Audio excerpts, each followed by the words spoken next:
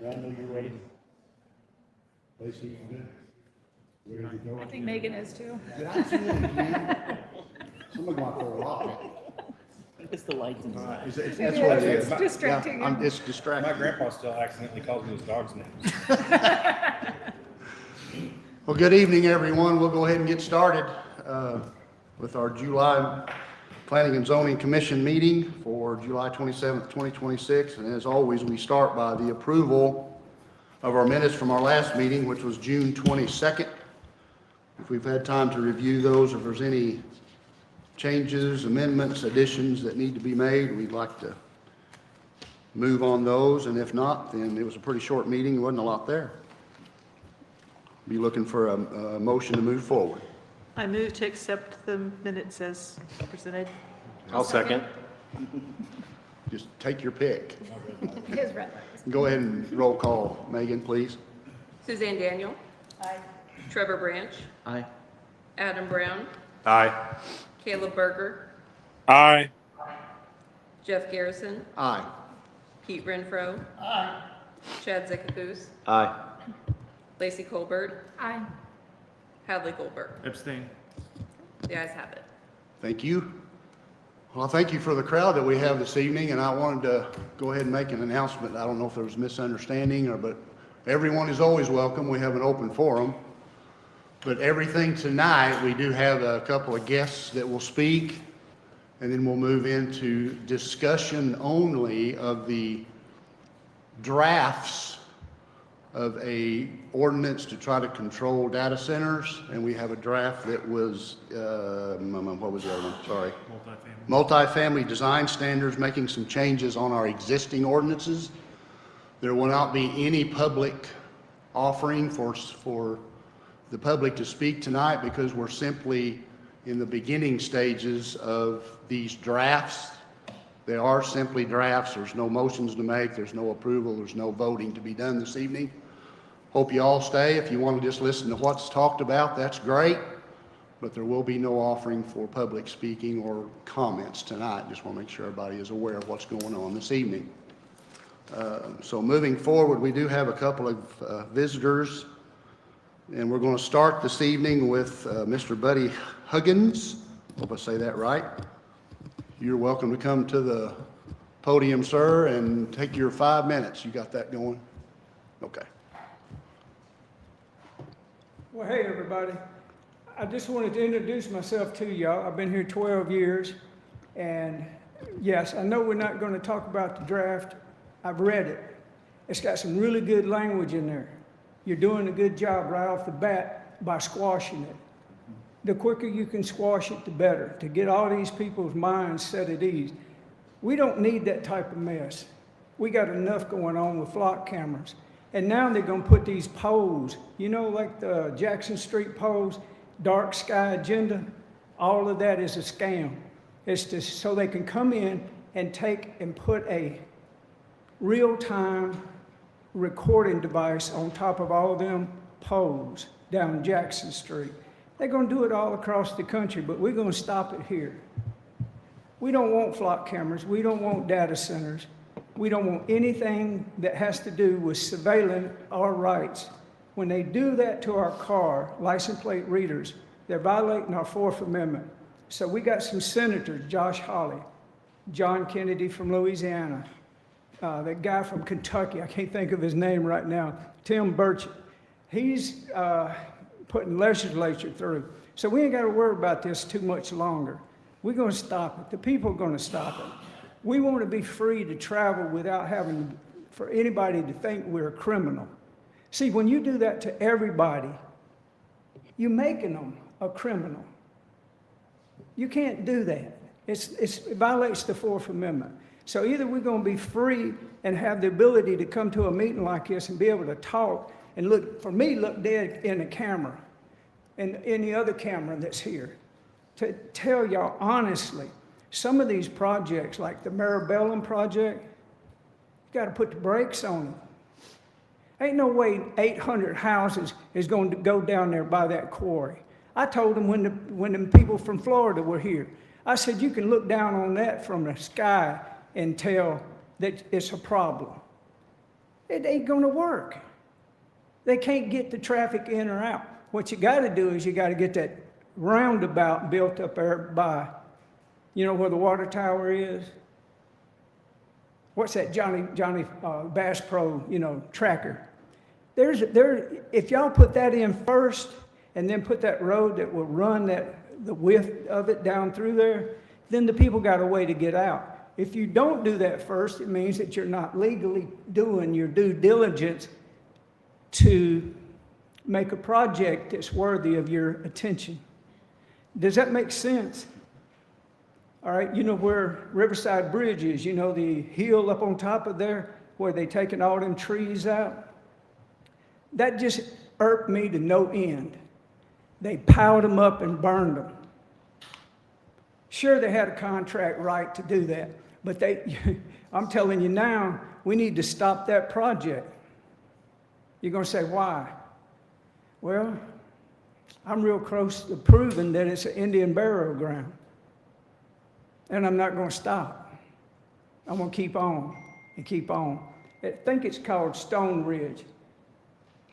It's one little road in and one little road out. If you drive down that road, look across, you see the bridge. If any of y'all don't know what I'm talking about, watch my video at buddyhuggins.com and go to my YouTube channel, Buddy Huggins. Search one easy way to find me is search Burger King, Ozark, Missouri. And you'll find out that Burger King is a mess. Why is Burger King a mess? Your people are in charge of the inspection, and they let that thing go, knowing that concrete froze the day they poured that footer. I was there and videotaped it and took pictures. How can we keep doing these lackadaisical things and keep not wanting to hear the people?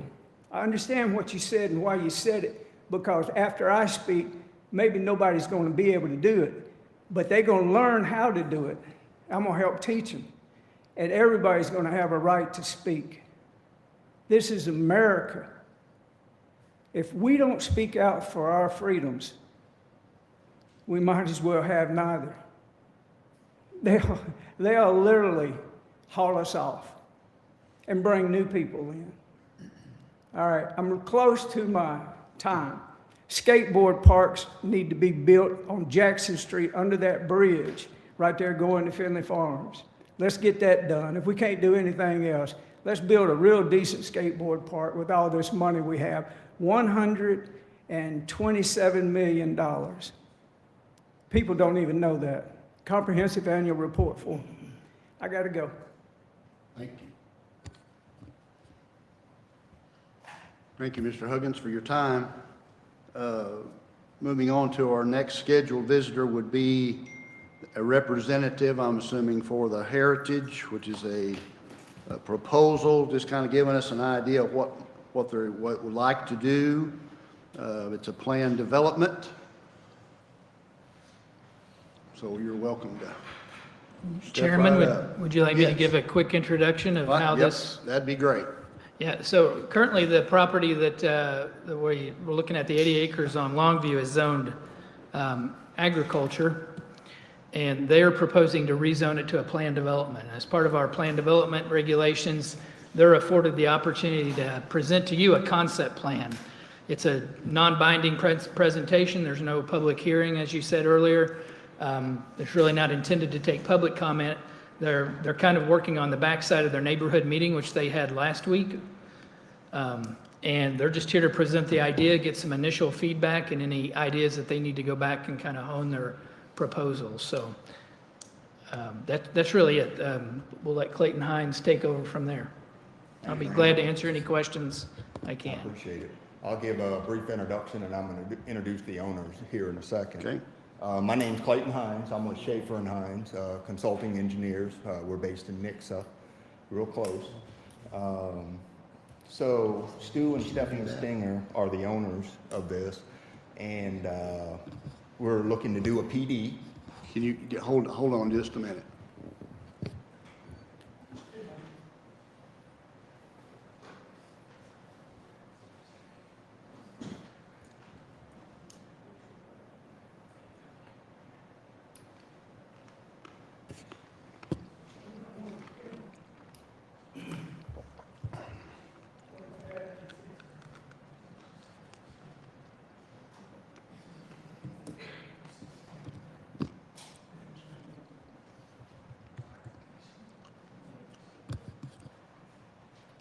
Thank you very much. Go ahead, sorry to have to stop you there. No problem whatsoever. So we're proposing to do a plan development, and it's our understanding that this is kind of one of the first ones with your new plan development code. So this is kind of a new step where we just present what we're wanting to do. We're looking at multiple land uses. This is Longview Road down here, 21st Street off the Page, running north-south over there. This is Eagle Springs subdivision over here, and Ozark Heights subdivision is to the south, and Old World Estates is to our north. There's a mobile home park down here, and this is kind of like a little industrial type subdivision tract that's over on the east side of our property. So we're really boxed in, you know, with developments all around us. This property is annexed into the city of Ozark in the zone agriculture. And so with the PD, what we're looking to do is all this yellow would be single family lots. This area right up here, there's 13 duplex lots. And over here would be reserved for multifamily townhomes, is what they're proposing, townhomes over there. The red down here, working with the city, it was with the staff. They're like, hey, we really want to get some commercial out in this area for the future. So what we proposed in the PD, and this was staff's idea, and Stu and Stephanie were good with it, is basically to show this as a commercial lot, but if it doesn't sell by the time we're done with our last, you know, phase, that we revert this back to 3 single family lots and have common ground on the corner right there, basically. We've got a nice amenity package in here with a pool and playground, and then we have a lot of trails on your master plan for your trail map that you guys have. We're bringing a trail from here around our detention basin up, and then we're going to put one on the east side of this entire road that comes along here, and a trail up to 24th Street, which will allow the Ozark Heights folks to come. Those are all identified and extended up into the far northeast corner. So that's a quick overview. I can answer more questions. I'd like to introduce Stu or Stephanie, if you want to elaborate at all. Hi, I'm Stephanie Stinger, and this is my brother, Stu Stinger. The first thing that came up when we had this conversation with the city was the fact that most people wanted a connection over here, and so we're quite willing to do that. I think that it does help get, the neighborhood was concerned about all the traffic on Longview, and so we have proposed we did this first, and so, but we are agreeable to having an outlet here. Now, we would go to our property line. We can't control the property that isn't ours, but we will do what we can to facilitate whatever happens with that. So we agree that that's probably a good idea. The neighbors that we talked to in the neighborhood meeting were concerned about traffic mostly, and we're not super happy about the commercial bit, so we don't really have an opinion on that. We're happy to put it there if the city wants it, but I think also if it's not there, that's not something that we're particularly looking for. I think it'll be great to have the trail connection, and we're happy to answer any questions, Steve. Okay. We just open it up to any commission questions, any concerns. You can go ahead and take point if you like. If I can interrupt, I have these drawings on a PowerPoint that I can put up there for, I think the audience is giving you some evil stares because they want to see what your point is.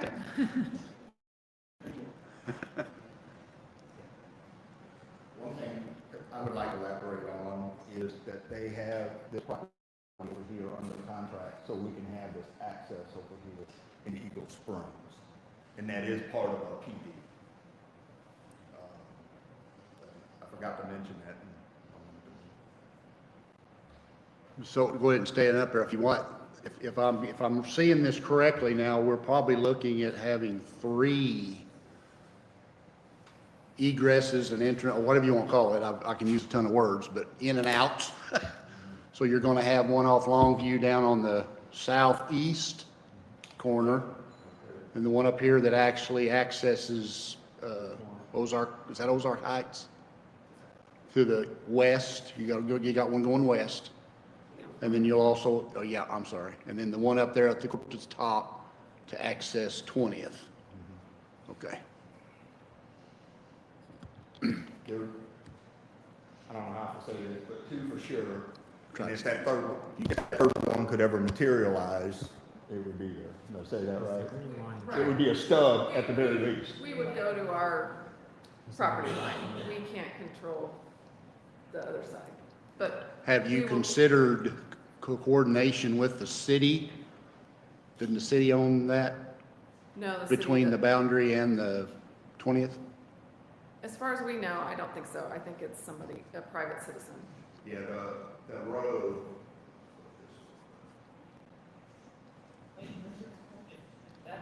Where we got stuck here is. Oh, here, this is a pointer? This is a pointer. This is- Clayton. This is a pointer. You could point this.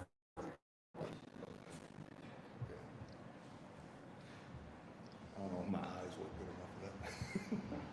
I'll try to, can you guys hear me though? Yeah, just try to stay by the mic best you can. Move it if you need to. There you go. The right of way for industrial court ends right here. Okay. Industrial court, that's what I was trying to think of. And so the right of way does not extend to our property line. So that's what Stephanie's talking about, where we can't control acquiring that property. And Have so you had discussions with the city to acquire it as part of your development? We have, but we, we don't have any, we can't acquire it, but yes, we're happy to Coordinate with the coordinate city? with them, Okay. yes.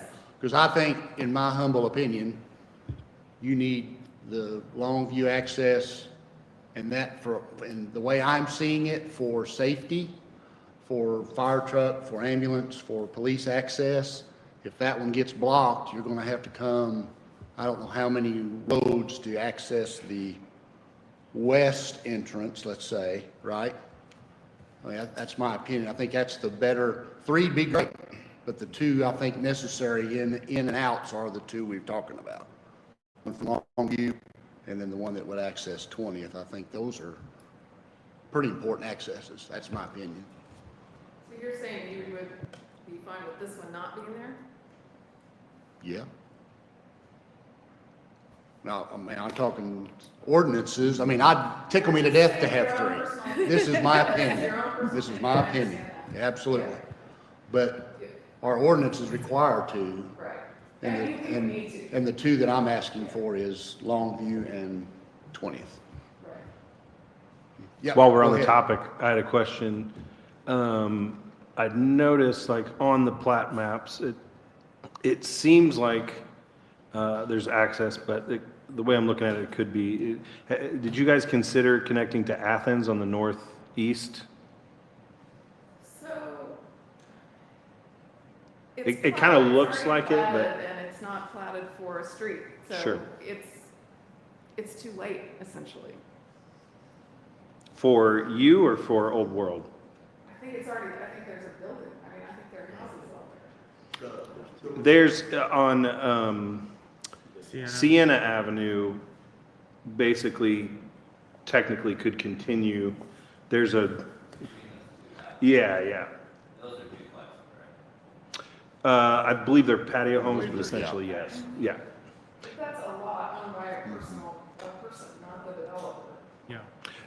Of course. Yeah. That's what I was pointing out on the plat map. It doesn't show it on anything we have here, but looking at it myself, I was just curious if that was looked at all. It was, but it almost looked like it was planned to be stuck to our property, and for some reason it got changed and it wasn't stuck to the property. Right. So what they thought is just, there's no stub roads to our property line like we're used to. Mm-hmm. And it's like, they can't force somebody to give or sell their Sure. property. And that's where they got, we really got stuck. So we found one on the west. Over Right. here, they got it under contract, so we have an option. But Right. everything else is kind of out of their control, you know, so. Chad? Well, excuse me, I think to Commissioner Brown and Garrison's points, you're considering buying private property from a landowner to the east, I think you should keep an open mind to the north and connecting that street up to Athens. It would be the same concept either way, and you could replat that as right of way. You're gonna have to you have to plat right away if you buy property to the east, correct? So, But we're not buying property to the east. well, I thought you just told the commission that you were gonna work with the city and the property owners to make that connection We said over to we'd industrial. coordinate with the city, we didn't say we'd buy it. Okay. I think Mr. Zanders means west. He said east. Are you talking about through the industrial, or are you talking about the one that's, they already bought?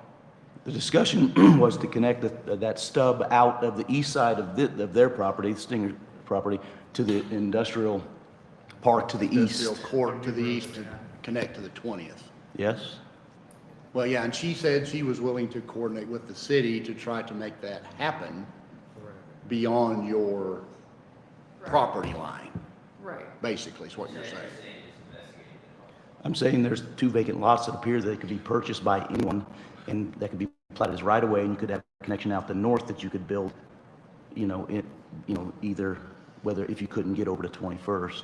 Chad, so you know, the lots that are north, to my knowledge, have been built on. Well, No, There's, the lots are really wide, so there's like Okay. grass in between Okay. the building.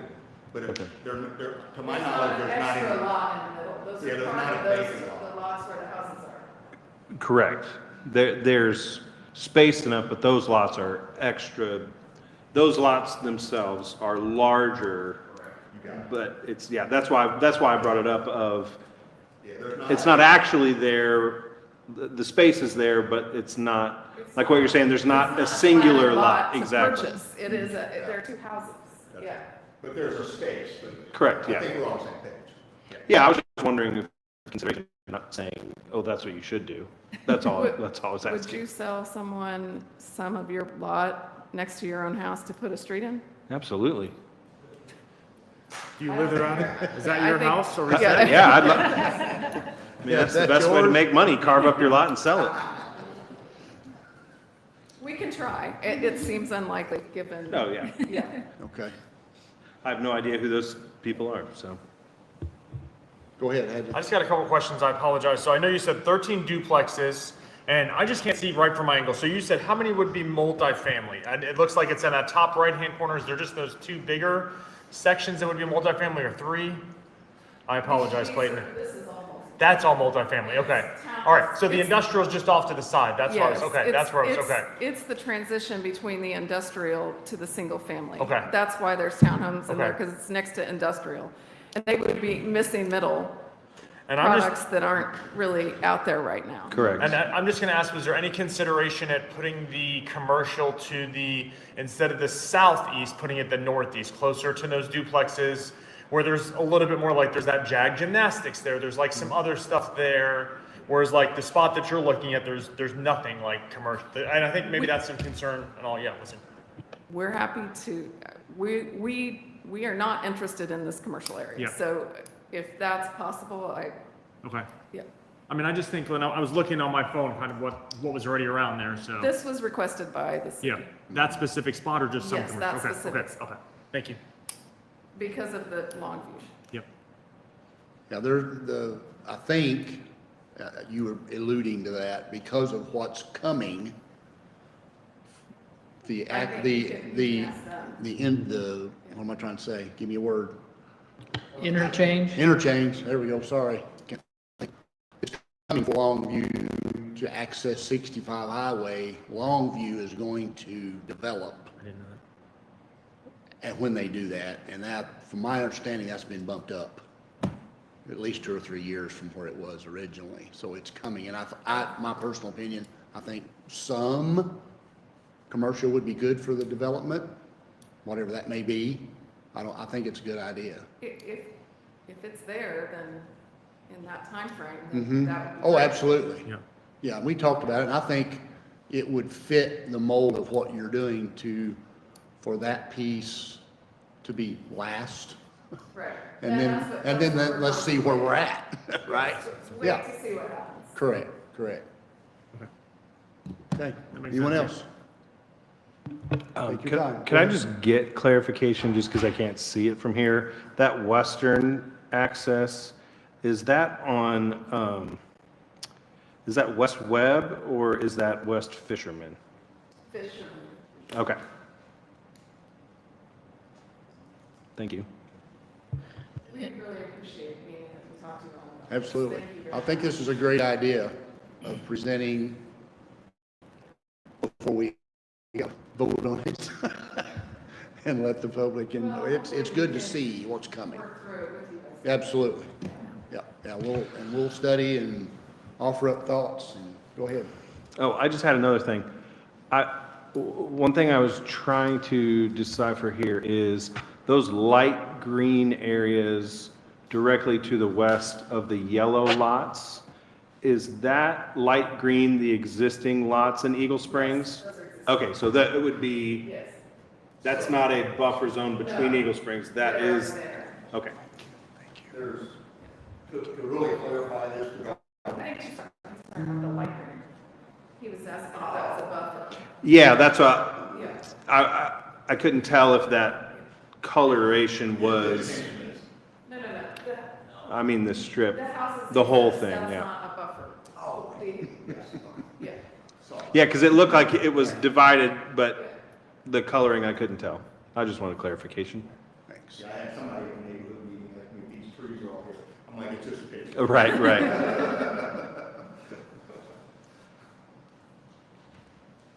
Caleb, I know you're out there somewhere. Do you have any comments or questions? I don't want to leave you out. I appreciate that, sir. No, the only thing is I would echo some of the previous comments made. I would really like, as others have pointed out, to see some type of a third access given the size and, as a previous firefighter, taking into some of the accounts of life safety. If an access does get blocked off, I think a third access would be very beneficial. Thank you, sir. Welcome. Everybody good? Thank you for coming. Appreciate it very much. You done? You need? Thank you, guys. I would just say in defense of the Stingers and Clayton, everything city staff did, this is pretty typical for our ordinances and subdivisions to desire to have access in every cardinal direction. The city's adopted fire code requires more than one entrance, and there's spatial requirements in terms of how far apart they are. So for the record, the access to the west into Eagle Springs meets that. But city staff's position is we would rather see one to the east out to 21st Street through Industrial Drive. So if what Stephanie said is accurate, as long as they step to those directions or they step straight to the edge of their property line, and we can work out something beyond that to get the connection there. That was our position. That's where we would like to see it end up before it comes to you for approval. So if that helps a little bit. That help? And the other point is that Longview is slated to be in our thoroughfare plan a primary arterial. So should an interchange occur, we don't know when, we hope it's sooner rather than later, across 65, the dynamics of that road would change considerably, and some neighborhood commercial at that interchange would make sense. And if you look, if Megan were to go down one more up, sorry. Yeah, this kind of helps you look at the major thoroughfare plan and the future roadways. 21st Street is identified there as secondary arterial. And the geometry of that really does need to be changed. That big curve on Longview needs to go away, and it needs to line back up to the south. That would change the flow of traffic. It would create opportunities for traffic to flow further north and west on arterial. And again, if Longview were to be finished, it would go across 65. So again, there's a good place just for some small scale neighborhood commercial there, and that's what our comprehensive plan supports. And we did recommend that. That's not on them. As she said, they didn't really want that. We're pushing a little bit as city staff, so. Didn't mean to put them on the spot or make them defend our ideas, so. Good stuff. You're welcome. Very good. Is there copies of this, or did you, something we can send us via email to be able to kind of review that on our own? Yeah, we'd be glad to send that. One thing that's kind of, it's confusing, it's not their fault, again, their drawings don't show that stub to the east to Industrial Drive, so that's something, we would like them to show that over to their east property line. So that's really the only thing that's missing. All the trails, all the zoning, all of that is fairly accurate. If you all have a different opinion about how much commercial, Yeah. that's something we'll wage war with in time. I think that's a subjective point too, so. But other than that, we'll ask them to fix that one thing and we'll share a copy of it so you get the full picture. Okay, yeah, I'd love to have that. Thank you. Randall, I had a question. Is this the first, I'm trying to, no, I guess this would be the second then. But is this the first planned visit presentation under the new PD guidelines that we had talked about a few months ago? Yeah, we revised the plan development regulations, I think last fall. Yeah. This is the first application or proposal since we've adopted those, yes. So that, and even just for education and clarification, that we changed that so that we could have more discussion prior to something coming up for voting, for approval, so that we're increasing the touch points to get a lot more feedback before people spend money, don't spend money, try to figure out the solutions that are best for everybody with more heads in the room. So I like that this worked that way, and I'm glad we got to see it. Yeah, good points. Good points. Thank you for being here. Thank you very much. Appreciate it. All right. Moving right along on our agenda this evening, we have no unfinished business or new business. We'll move straight into our session this evening, and we'll start with our multifamily design standard draft. Are you up? Megan volunteered to discuss this evening, so she's going to take this one, I'll take the Okay, next. very good. next It is table. all you, Megan. So a lot of this we will have gone over since the last time, with the last presentation, but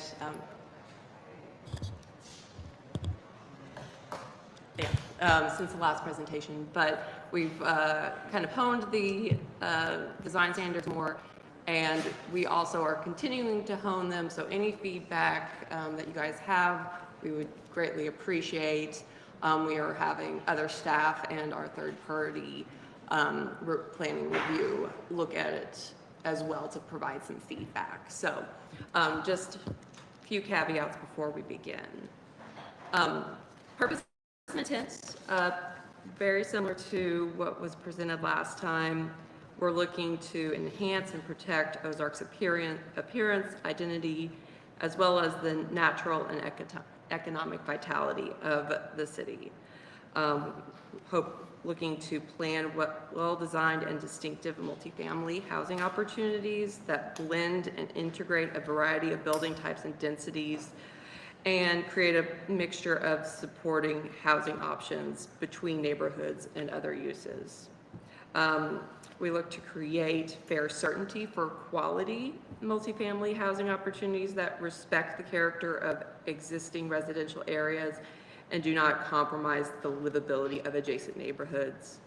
We're looking to focus on the relationship of the multifamily sites and buildings in relation to public spaces, and just to reduce the disproportionate massing of extremely large buildings along public right-of-way and vital corridors and districts. So this would apply to all of our R3 medium density multifamily, as well as our R4 high density multifamily. The one caveat is if it's a duplex development in R3, that would be exempted. And then if you have any general mixed use or a planned development that has multifamily in these categories, they would also have to comply with these design standards as a baseline. So getting into the first section, which is the design standards, of the design standards, which is site design and the building orientation. We are looking for each development to be designed in such a way that the buildings and their placement contribute to the character of the adjacent properties, as well as the street, any public spaces, and just the overall community. So one way to do that is to have the buildings oriented parallel to public streets. On the screen, there are a couple different arrows pointing out some of the buildings, and see how they're parallel, like their main facade is parallel to the street itself. So you're looking out onto the street. And that works better for the pedestrian and the motorist passing by. It's a more pleasant experience activating the street more. We did, as staff, put in a modification for townhomes. If you have a townhome that has 3 to 8 units and doesn't have any, like a parking lot, any communal parking, that they are accessing their parking from the street itself. It doesn't have to be parallel to the street. It could be perpendicular. But they would still have to follow our other design guidelines that would still kind of provide for some interaction between the building and the street itself. This next slide has a few different of our site design standards. If you have a large development that has multiple buildings, some of them might be internal, not facing the street, those are supposed to be oriented to common areas, or if there's a trail running through, or any greenways, like that is what they would be facing. So the building on the left-hand side, facing the lawn would be kind of an example. Lawn and the retention pond to an extent. And on that note, stormwater drainage, instead of having just a regular detention pond, looking to landscape it or make it an amenity so it's better incorporated into the site overall. So it actually feels like a piece of the puzzle, not just something to the side. And then connecting the sidewalks with the buildings on the property. So having the pathways that connect the sidewalks to all of the main buildings and amenity spaces and such. So you get that circulation of pedestrians. Another site design is if you do have communal parking, it would be perpendicular to the street, so you don't have all of the parking out front, kind of just taking up everything you're looking at basically from the street level. And it would be perpendicular, or it could be put behind any buildings if there's a larger amount of parking that can just be kind of hidden away to an extent. But if you are going to have anything along the street, it would have parking lot screening, so either some plantings of trees and shrubs, or just a hedgerow, or you could have a small, like retaining wall that could help screen for that. And then some kind of remainder of the design standards that are pretty simple. Accessory buildings would not be oriented towards public streets unless they're like a clubhouse or an amenity space that's a little more well used by the residents of that place. This is an example. It's kind of hidden by trees, so that's, you know, a benefit, but this is kind of garages on one side of the street in Ozark, and so just trying to avoid having just unused space that has no interaction with either the pedestrians or the motorist on the street. And then all residential buildings would have foundation plantings, so not just plantings around the perimeter, which is pretty standard for us, but also having additional plantings around the buildings themselves. And then the last one is just pretty basic, just screening your refuse or receptacle areas so that they're not kind of standing out, and so they're a little away from your residents and public eye. For the next section is mainly about height, but there are setback flexibilities. We'll get a little more into that later. There's the option to have modifications with those setbacks of buildings, either from staff or it might come to you all for a modification. So, but that's to help promote creativity, and maybe in exchange for more restrictive design standards, they could play around with that. As of right now, in the ordinance, it is proposed that there would be a cap on 3 stories maximum for any multifamily building. Right now, there is no cap on height for multifamily buildings. The one thing is that it would be based on the highest adjacent grade. So anything under, if you like a walkout or something, that would not count towards the 3 stories. We are open to any comments on if you guys agree with that, don't agree with that, I like the 3. just 3, like, Well, no, I'm okay with what you're saying, okay. but basically, people are gonna see 3, pretty much from the front facade, or that's the wrong word. But like this example is giving us, the face of this building is that way, correct? Doesn't have to be. That doesn't have to be. Yeah, it Okay. could, it just depends, yeah. It just depends, okay. Can I ask a Then clarifying? I like 3. Okay, I'm just giving my opinion, I like 3. I was gonna ask a clarifying question. So I know that, like, as it said in the beginning, you know, we're talking about R3 and R4 and also, the GMU, the general Yeah. mixed use. So in a mixed use with 3 stories max, you could have commercial on the first and then residential 2 and 3, but this is not only applying to the multifamily part of a GMU. It wouldn't be 3 max, again, not saying there's a slope that they have to Yeah. build on, but if you're doing a GMU, it's not like the commercial part of the building doesn't count, and then the multifamily, you could do 3 on top of it. I don't believe so, yeah. Okay. Because you're saying this is the multifamily design standard, so no matter what's on the bottom, whether it's an R4 Yeah. or a GMU, it both be They at count. 3. Obviously, if this was a Yeah. GMU, you could do commercial on the walkout level, you know. Yeah, you can do But I just wanted the clarification, since we're talking about multifamily, No, the that's a GMUs good include in that, and so, general mixed use.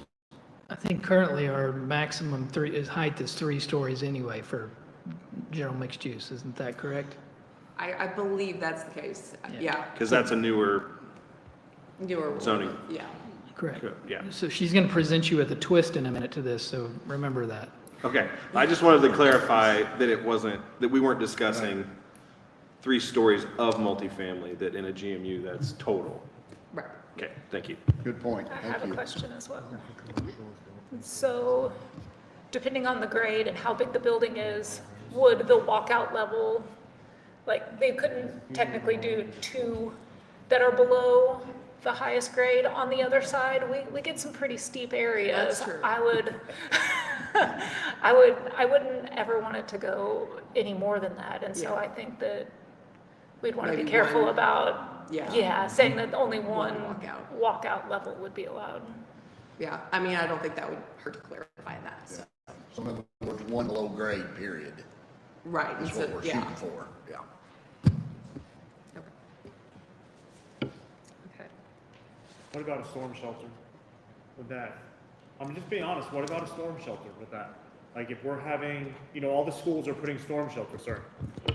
All the schools are putting storm shelters, and if we have a 3-story building and they want to put a storm shelter in, does that count as a walkout? What if does that mess with their floors? Or are we willing to make an exception for the storm shelter that would be entirely, let's say it's almost built into the ground? Well, they could still have below grade. You could have exactly what they're showing, say the street's on the left of the picture. You could have the commercial or whatever, the walkout, and then 3 stories above that. You could still have a basement below that for storm. Okay. I don't think we should make storm shelter mandatory. Yeah, no, I don't think that. No, I was just asking if they could still put that in. Well, and this would also apply to multifamily, not school or government. Yeah.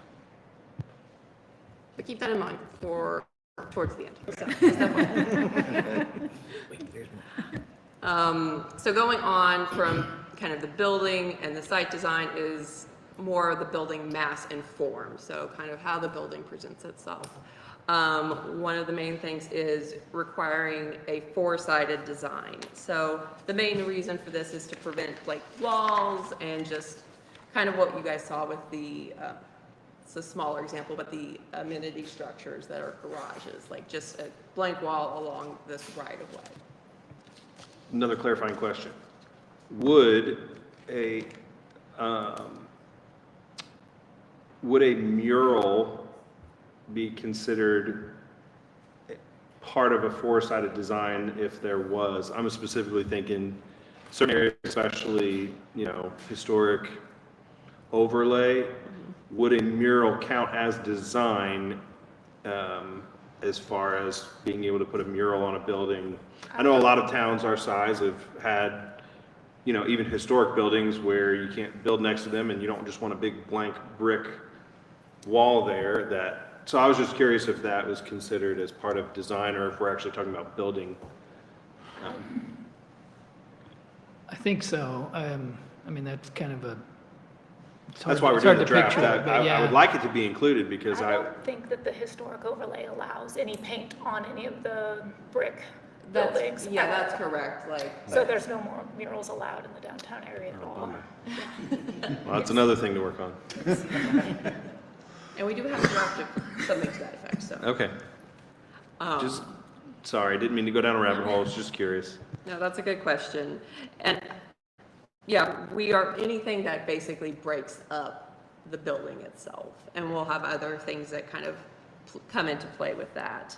But I mean, that is the main reason, is to have windows or doors or murals on it that help kind of complement the eye line of people on the street.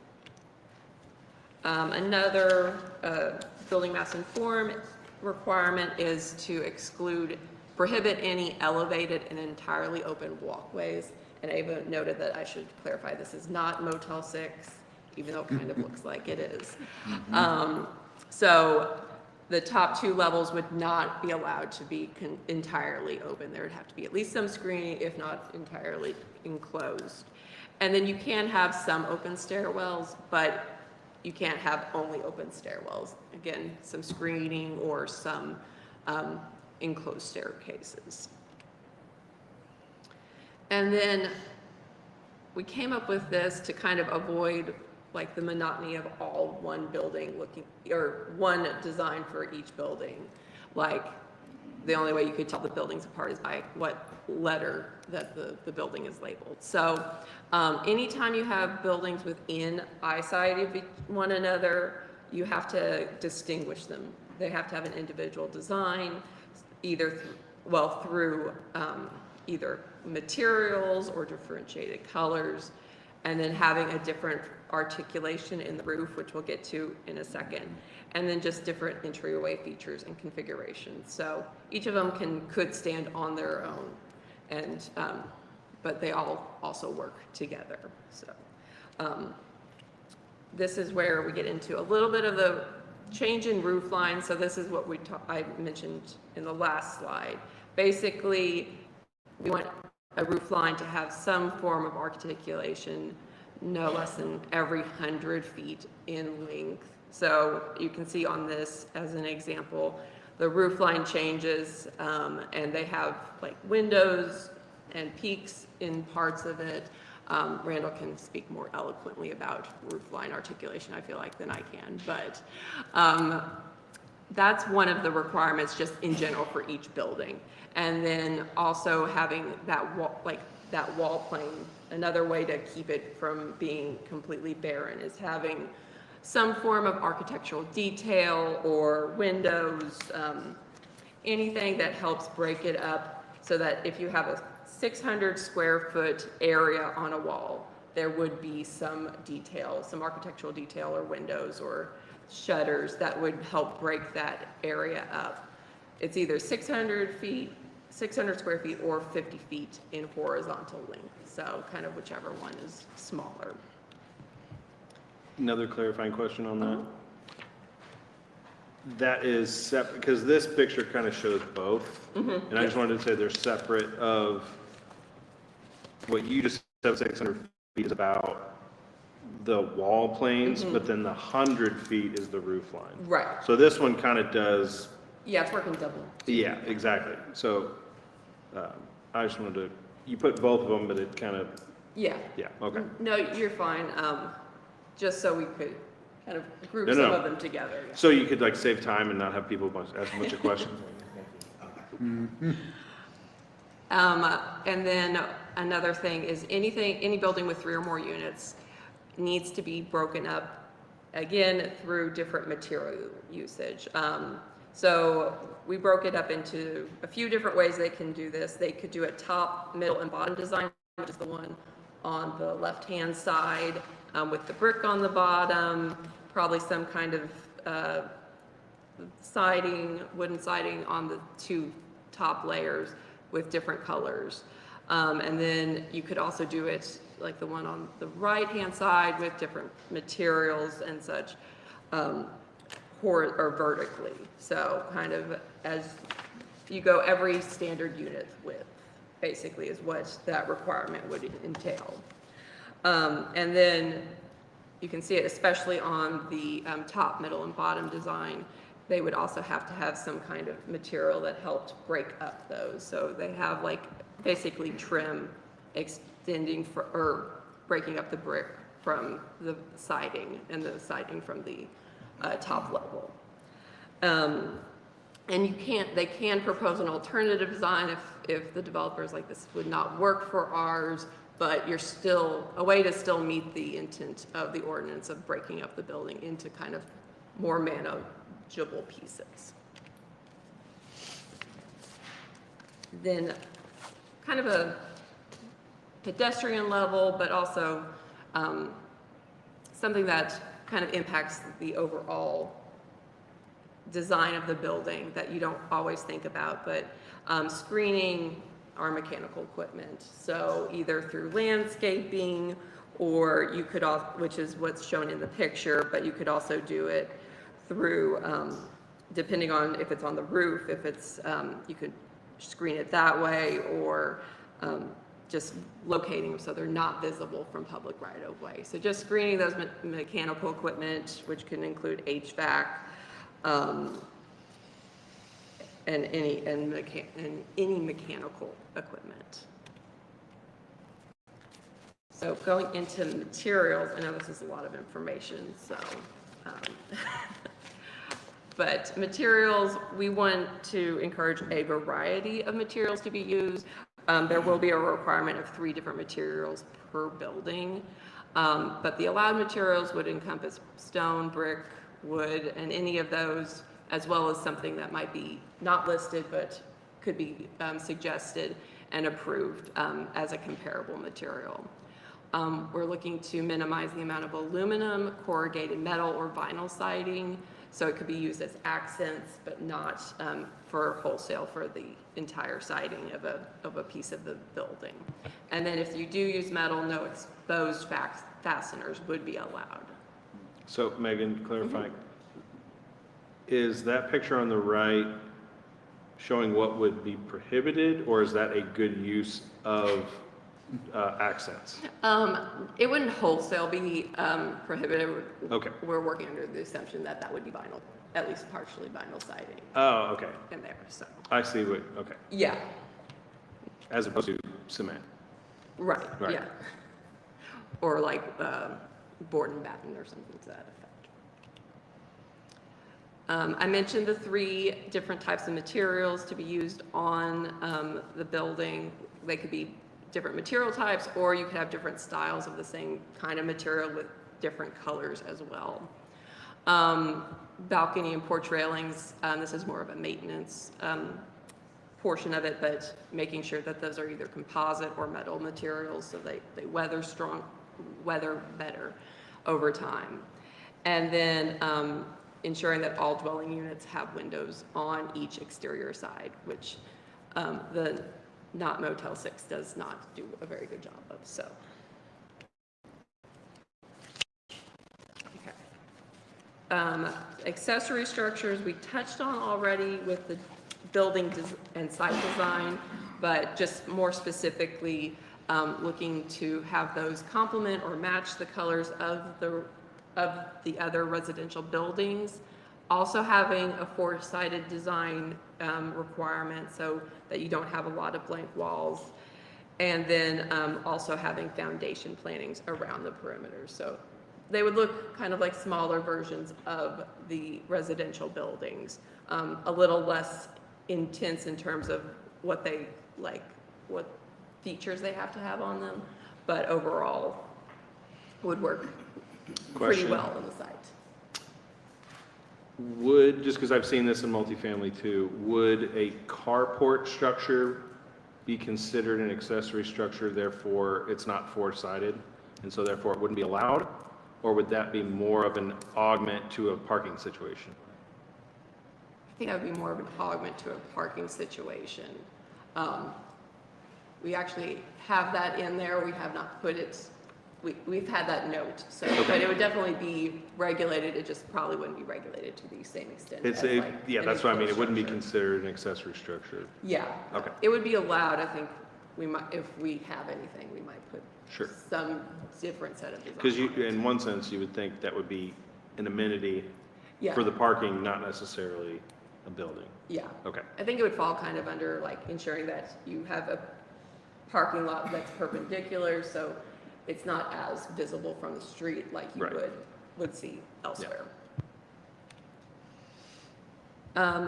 Amenity standards, we're getting close, I promise, like, so there would be requirements for amenities for anything that has 8 or more units, on any one parcel or one development.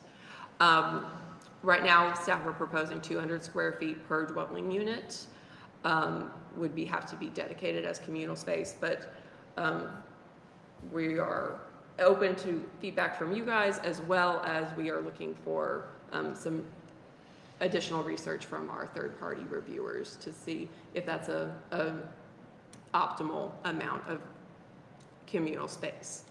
So it can be either outdoor space or it can be indoor recreation areas.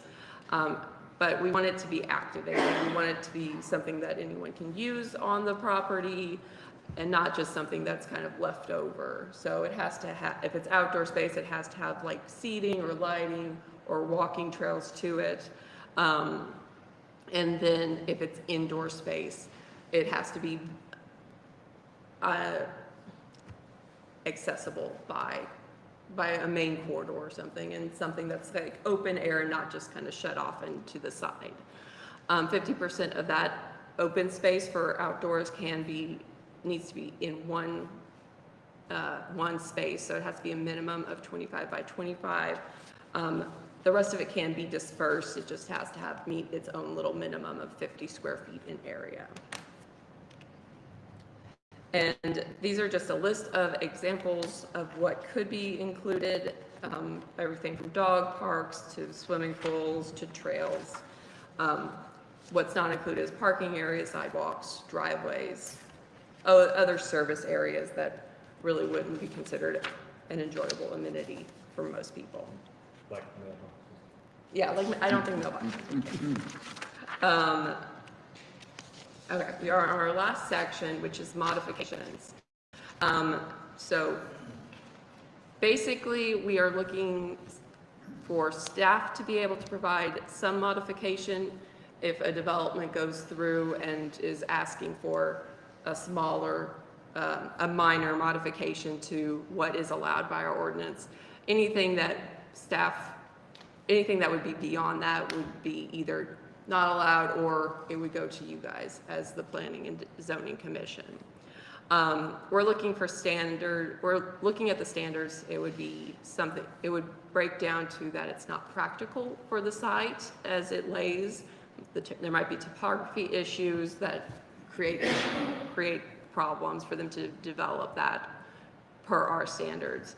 But also looking at a larger community benefit, either through like improved environmental performance of like stormwater, or it does preserve the topography or other natural features on site.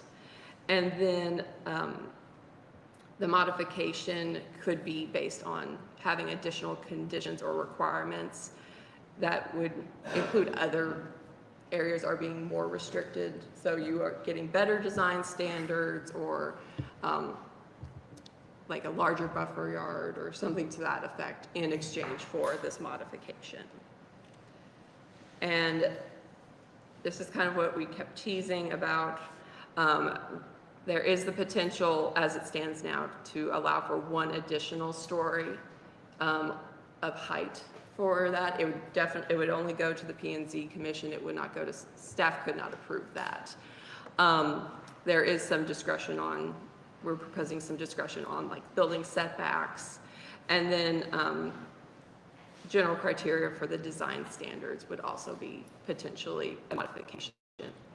But the modifications would have to be narrowly tailored. It couldn't be like, oh, we can't do 50% of this, so we're just not going to do the standard at all. It would be like, no, you are only asking for this modification. It would still have to meet the intent and purpose of the section, and then other design standards would not be negatively impacted based on it. So, yes. So I have a question about the modifications in the third row. When it says, residential design standards, it says based on criterion 405285I. I mean, does that clearly define what a minor modification is and what a major modification is, or is that yet to be developed? And I think we need clear language or a table that shows, what's minor. Is it 20%? Is it 5%? Is it 80%? I mean, and again, this is a draft, I understand that, but I'm not familiar enough, I guess, with 405285I what staff, is able to do and what would have to come to P and Z. Yeah, for the design standards.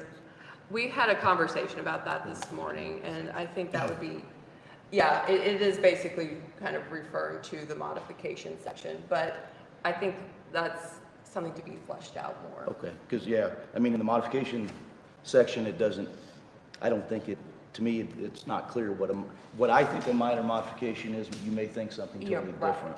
I agree. And so I think, I've seen in other codes where it's clearly, a setback 20%, articulation, something, transparency, putting numbers to all those things, so it's not subjective. Right. No, and I agree. And we, like I said, I should have stated that when I got to the modification section, that we had actually talked about how we need to flesh this section out specifically a little bit more. So. I think at some point, you're going to have staff discretion at some point. Is that staff collective, or is someone standing at the top of the hill holding the gavel? One person. I just need to say it out loud, or if it's not, I mean, I'm sure you all will talk and discuss, but it comes down to Yes. Would come down to me. you. That's what I figured. Okay. But, I mean, That's it's a- fine, Yeah. but I think we need to know that collectively for that. Yeah, and I might have Rocks. breezed over that a little bit more, but it does say staff, but we had the community development director noted in the ordinance itself in a few places, but Okay. we can clarify that. Yeah, I think it needs to be, so everybody knows.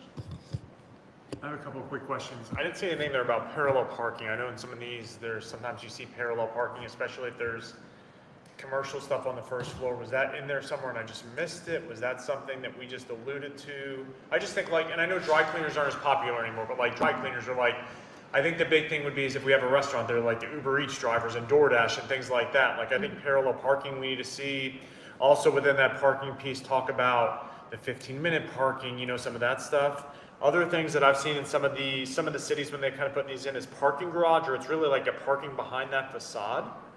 So it's kind of parking's hidden back there. So to kind of go off yours, Adam, a little bit, but sometimes they'll put in a whole separate parking garage with the residential there because there's just not enough spots. So would the parking garage be considered an accessory building that, as I've seen them, where they're really nice and you don't even know it's a garage except for those little entrance and ingress and egress and, but just some things to think about was the parking concerns.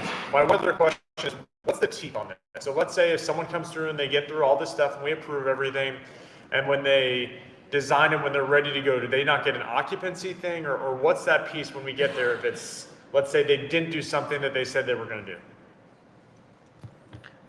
This would impact the submission of their design plans. So when they submit architectural plans, they would have to submit elevations. They'll have to call out the materials, any relief from that we speak of with respect to vertical or horizontal. There'll be colored renderings, and the building inspectors will use them just like they would a site plan to confirm compliance with the adopt or approved plans. And then one other question, does that transfer? So let's say if someone does that, does that transfer? What does that process look like? Where if someone says, hey, we're doing this, and then they say we're waiting, and then they sell it to someone else's, all that, like, does that continue? Is that something that we have set once it gets approved, that it's contingent on all this? Maybe not no specific colors, but that everything that we do in this multifamily design standards is contingent continuously on this property once it gets that code Yeah, once it's, or the classification. once the plans are approved, that's what they have to build. If they've, during midstream, if they say, oh, you know, I don't like that kind of siding, there's something new on the market, there's a more durable material, and they propose that, they would submit an addendum, and Megan and, staff would look at it and say, yeah, that complies, or it doesn't, then they approve it and move on, so. Thank you. And I think we've talked about that before. I think would it suffice to say whatever is approved or passed follows the property, no matter who owns it? That's correct. Yeah. Yeah, if they get the plans approved and it stops right there and somebody else comes along and buys it, the new owner has to comply with the plans, or they submit addendums and Yeah. revisions. Okay. Very good. Anyone else? Yes. I got a question and a comment. On the landscaping requirements, and it kind of came to me when you're talking about screening for, HVAC and so forth. Does the city, once a development goes in and they plant all this beautiful landscaping and shrubs and trees and stuff, is there some sort of routine inspection where the city goes out and makes sure those trees, those shrubs, I mean, you could plant these shrubs around the AC units and the next year they're all gone and now they're all facing the street. So is that an enforcement thing, or do we need to amend the code to make it enforced, or I don't know, do we have resources to do it? Yes, it is an enforcement issue. I mean, we have that problem now. Your commercial design standards and landscaping and buffer yards, screening, all that require that fences and different trees and different bushes and different quantities be installed. And it's a zoning code. So a zoning code is a regulatory document. It's a law. It's not traffic enforcement, mind you, but it is a law that's adopted by the Board of Aldermen. And we should be enforcing it. It does come down to staff resources to go out and patrol commercial projects, multifamily projects. You all may not know this, but every residential house in the city requires a tree be planted. But it's not uncommon for them to plant it the wrong time of the year. It dies, it disappears, and there's nobody there to make sure they put it back or they replace it. So it's a problem, and it's just an issue with the small town and a lack of resources. So it is in the code, just whether the Yes, sir. resources and the time to enforce. Okay. And then I guess my comment I'm going to make, I think generally, the multifamily design standards are a good thing. I guess I just would caution the city not to go too far too fast, because I've seen in the neighboring community where it hasn't gone well. So just caution you. I would, and I appreciate that, and I will say that we threw everything at this. This is the premier version. We would anticipate that this gets carved down or modified or tweaked. So we're throwing everything we have researched and identified at it, and we could very well expect you all or the Board of Aldermen to say, we think that's a little heavy, that's a little gone too far, you need to back off here, back off there. So that's kind of the feedback we're looking for. Yeah, and kind of following up on that, obviously, we look at changes to ordinances all the time, even if it goes through a certain way and it does get passed and we find that there are more barriers than anticipated, or technology changes and materials, costs, things like that, it's still able to be amended later down the road with the process, so. And it might be worth explaining why we're doing this. We're doing it for two reasons. Your comprehensive plan recommends that it specifically talks about smart codes, and smart codes, we could go into a diatribe about that, but it's really just saying we're going more towards design rather than use. And it gives more credence to the look and the feel and how things are designed and the interaction with the street in front of it and the properties next to it, the people that live there and the different types of businesses that surround it. So there's that's why we're doing it. And two, it's a mandate by the Board of Aldermen. They've told us we need to work on this, and it's been on the table for quite a while, so it's something they've it's a priority for the Board of Aldermen, so. That brings up another question in my mind. I do not want to go down this road, just a question. Do we have design standards for R2? Not in this sense, no. Okay. We have setbacks and we have a little bit of landscaping but no. But not design standards. We don't have it for R1 or R2. No, sir. Okay. Do we have any currently for R3 and R4, or is it just the normal, like, setbacks, height, stuff like that? We don't have any actual design standards. That's primarily it, yeah. Yes. Do we have it for commercial? Yes. We do have design standards for our C2 and C4. And then I will say if anything falls in like our transportation overlay district or the Highway 65, there are some additional design Right. requirements. Yeah, because we did see that one roof frontage that we had to look at. Okay, I was just curious. And we have not had anything zoned to RSF2, but we do have design standards in there, so, Okay. which is our single family. And this too would give us an opportunity to provide some design standards for townhouses. And one of the caveats to this is that we would adopt a definition for townhouses and make it a viable or allowed use in an R3 district. So there's several things we're trying to roll into one. Well, that was the other thing I actually thought of, because R2, you could have two-story R2. You know, single unit is 2 stories instead of 1, and so that's part of why I asked the question. Yeah, we've had to be very careful. This thing tends to grow and morph, and it's a mission creep thing. You have one mission to do this, and before you know it, you've got tentacles, and you're Yeah. addressing 6 different zoning districts, not just multifamily. So. Right. Thank you. You got one? Caleb, you're up. If you have anything, don't want to leave you out. No questions or comments at this time, sir. Okay, thank you. Anyone else? Make one more pass and we'll go to the next item up for bid. I was just going to say real quick, thanks for all your hard work on this, because I know you guys have been doing this for a while, and so I know it's been a lot of work. Amen to that. Okay. The anticipation is over. We're going to talk about data center draft now. You're up. I frankly can't sit there any longer. I'm going stir crazy. I just can't sit still. So we presented this same presentation to the Board of Aldermen last week at a non-legislative meeting. We've made a few little minor adjustments since that conversation, but we'll go through this. I want to share that right out of the top, we don't have any applications in-house. We've not had any proposals. There's been no threat of somebody wanting to put one of these, large or small, in the city. This is merely a proactive effort on the city standpoint. Again, this is a mandate by the board to address this. There's a lot of different ways we could have went about this. If you look at the city of Marshfield, the city of Springfield, they went to the path of adopting an administrative delay or a moratorium, and they gave themselves 120 days, something like that, to study it, identify the best practices and other trends, other ordinances that communities in Missouri are looking at to address this. We just simply thought we didn't need 120 days. We went right after it, spent some serious time working on it. We took some really good model ordinances from elsewhere. We just cranked on it. We went to our third-party consultants at Wilson and Company. They've looked at it. They've got offices based out of St. Louis and Kansas City. So they've got a little bit deeper bench with respect to planning and codes and things like that, and attorneys. We've had our city attorney look at this, so we've vetted this internally and externally, and this is the draft we presented to the Board of Aldermen. So we're just sharing this with you. Again, this is like the other two, this is a preview, looking for some feedback.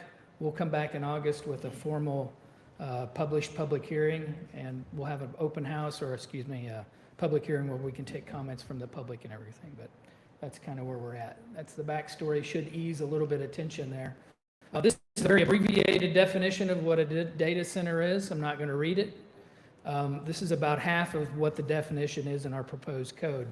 But it really gets down to it's a facility where servers are for computer equipment, and that can be served anything from everyday data from a bank to AI GPS, there's no end to it. So it's really a facility to serve that. And we'll get into the nuances of large and small. But I want to share this to you real quick. This is some of our goals with creating this. We're trying to identify a place where these could go, large or small, what's the best zoning district, and what type of design standards and things would be appropriate for it. We are not proposing exclusionary zoning. So exclusionary zoning would be where we just say, oh, they're not allowed, period. Under no circumstances does our zoning code allow data centers.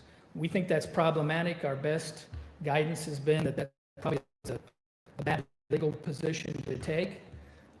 Instead, we're proposing an ordinance that allows them. It's not easy, and it is challenging. It's under a certain district, under certain circumstances. So that's the path we're taking. We do want to provide some fair certainty, and fair certainty is just the idea that you as the applicant, you as the city, you as the citizen, you as the elected and appointed officials know exactly what to expect. There's a fair degree of certainty going forward with what the city will allow, in this case with data centers. So that's a big part of this. The biggest challenge, I think everybody would agree, that this type of technology, whether it's information-based, data centers are ever-changing. We think we know what's happening right now, and next week there'll be some new technology on the forefront that's challenging us from a regulatory standpoint. So I wouldn't, right now, these things, the fear is that these are big facilities, but the next, I don't know, I'm not a techie guy, but I feel like this is almost like a cell phone. They used to be in a bag, and now they're these little bitty things, and they do even more, and they take up less space, they create more heat, take more water. This is a changing thing. I don't know that this regulation will stick for a while. We may have to come back and modify it again to kind of meet the changing demands of this industry. So I say that. Now, data centers come in all site shapes and sizes. This is just one of all kinds of examples. This is an ugly, scary one I pulled off the internet, but this is what's inside of them. They're big server cabinets that create heat, and they store data. They provide informational records for banks, all types of things. Well, I don't have our IT director. He's usually here to give me some support because he can get nerdy out on this and he can answer questions I can't. But I want to share this. This is probably a little more down to earth. The photo on the left is also a data center. That's a server closet right on the other side of the wall. That's the one for City Hall. And I say that because a lot of facilities have these. Schools have them. Obviously, banks have them. All types of businesses have them. Sometimes they're for commercial use, but for the most part, they're just an ancillary or accessory part of doing everyday business in this day and age. The picture on the right is a little bit different. That's in Ozark. It's up on Highway J. That is also a data center. It's a very small one. I think that's about 2,000 square feet. It is nothing but data. It's for a bank. It's been there for quite a while. It's kind of innocuous. It's not much to look at, and it doesn't have, I think there's 1 or 2 employees that come and go, but it is a data center. So these are right here in our back door. So they are part of our society. They're essential. I think everybody enjoys their cell phone. You like GPS, you like Google and AI and everything else. We really can't enjoy the way we live today, technology-wise, without these. So all that to say, we've taken that into account when we drafted these regulations. I just put this on there to kind of illustrate the fact that we are in an area where there is according to MissouriDataCenters.org, there is a moderate risk of a facility like this landing in our area, and probably because Springfield's the 3rd largest city in the state. The metropolitan area is a prime place for this type of thing. So is St. Louis, Kansas City. I don't know that that means we're at threat here in Ozark or city proper, but it's a logical place rather than out in Timbuktu, out in the middle of Lawrence County, perhaps. I'm just throwing that out there. But we'll go through some of the considerations. Obviously, there's environmental concerns, the health of those who live next to it, quality of life issues, and then any economic benefits. So currently, if somebody came to the city right now and wanted to put a data center inside the city limits, our best guess, and this is why we're doing this, is because we don't have the best zoning regulations right now.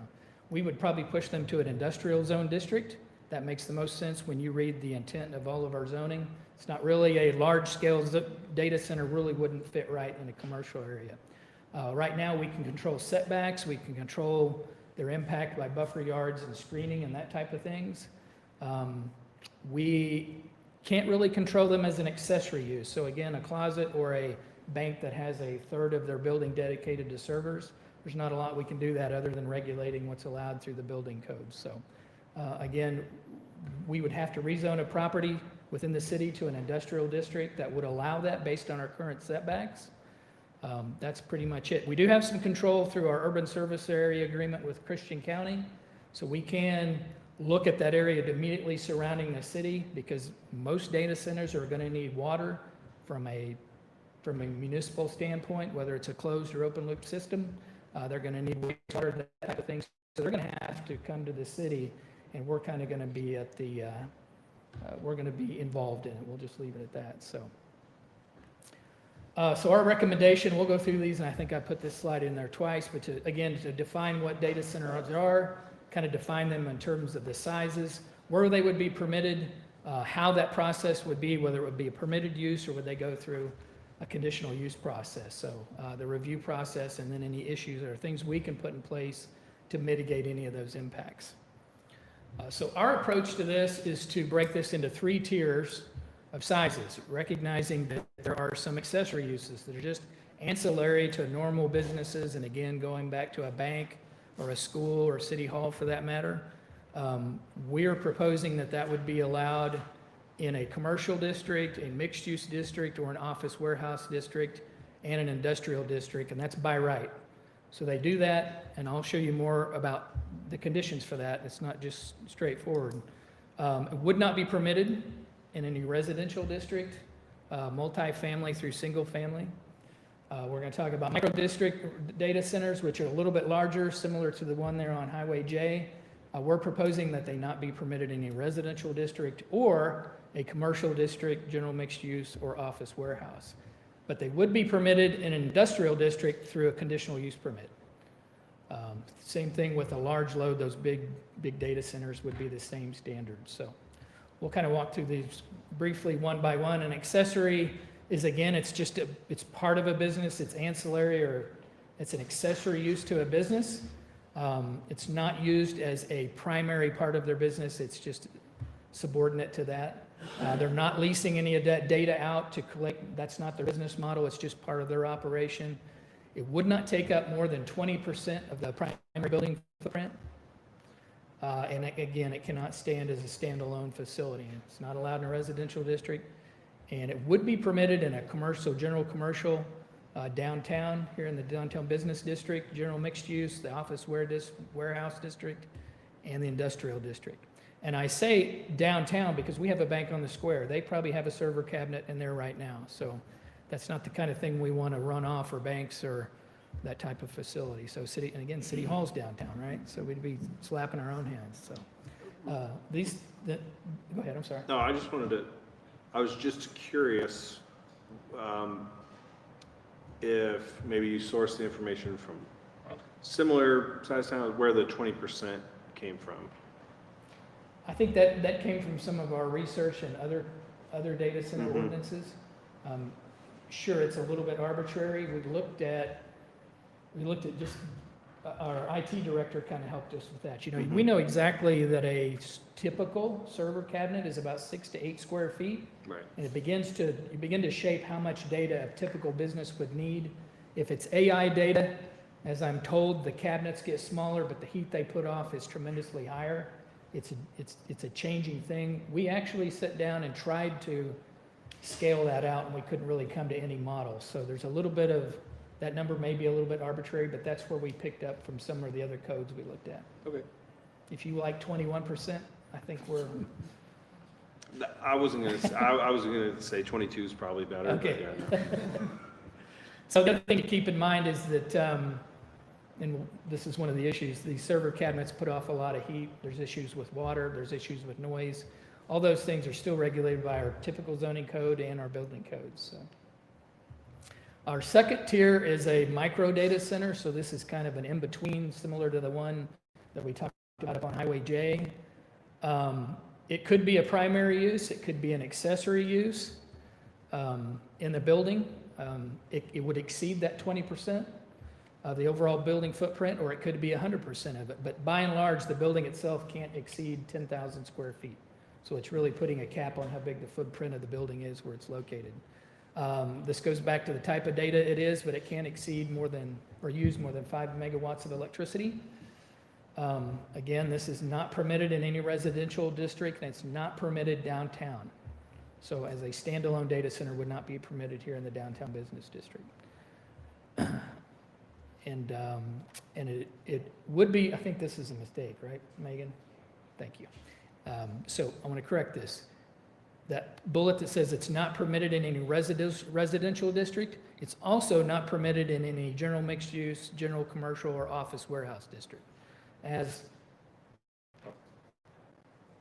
What happened? As this slide shows, micro data centers and those large load ones are only allowed in an industrial district.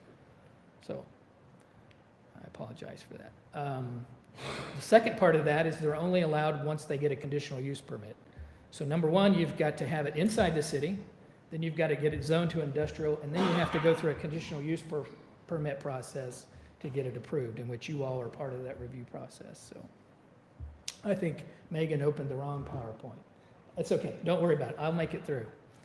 So with this, the requirements for the conditional use permit look at site standards, look at design, it looks at operational standards, and deals with the visual clutter and things like that, the noise, and any environmental impacts.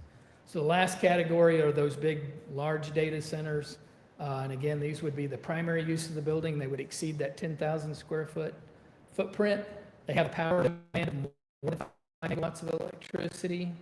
And again, they're not permitted in any residential or commercial district or a warehousing district or a general mixed use district. They would only be allowed in an industrial district and only after they get a conditional use permit. So we'll go through some of these requirements. For the conditional use permit, they have to meet a decibel range. And so the first question anybody would say, well, what's 60 decibels? And I think that's about the hum of a residential air conditioner. From about 3 feet away, you should be able to have a normal conversation. The setbacks for these will mitigate that alone. The setback for these and the two micro and the large data center is a minimum of 50 feet. I think I'm jumping ahead to another slide. So in other words, that noise isn't going to be an issue because they automatically have to be set back 50 feet at a minimum. If it's next to a commercial district, those decibels can go up to 65. I think that's a dishwasher. I don't know what kind of dishwasher it is. That's what the internet said. Any exterior cooling equipment, generators and things like that have to be screened and they have to be pushed back. And any generator testing in these areas, and these are the requirements, would have to only be, and this is just testing, this isn't when they actually kick on. They can't do their testing on any time other than, they can't do them at night or on the weekends and that type of thing. So, water cooling systems. Okay, what happened there? I think I went ahead, I'm sorry.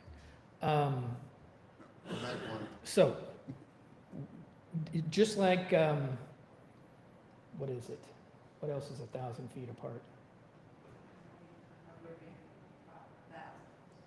1,000, okay. This was a recommendation we just added. So let's just say hypothetically, we did have a permit to construct a large load data center.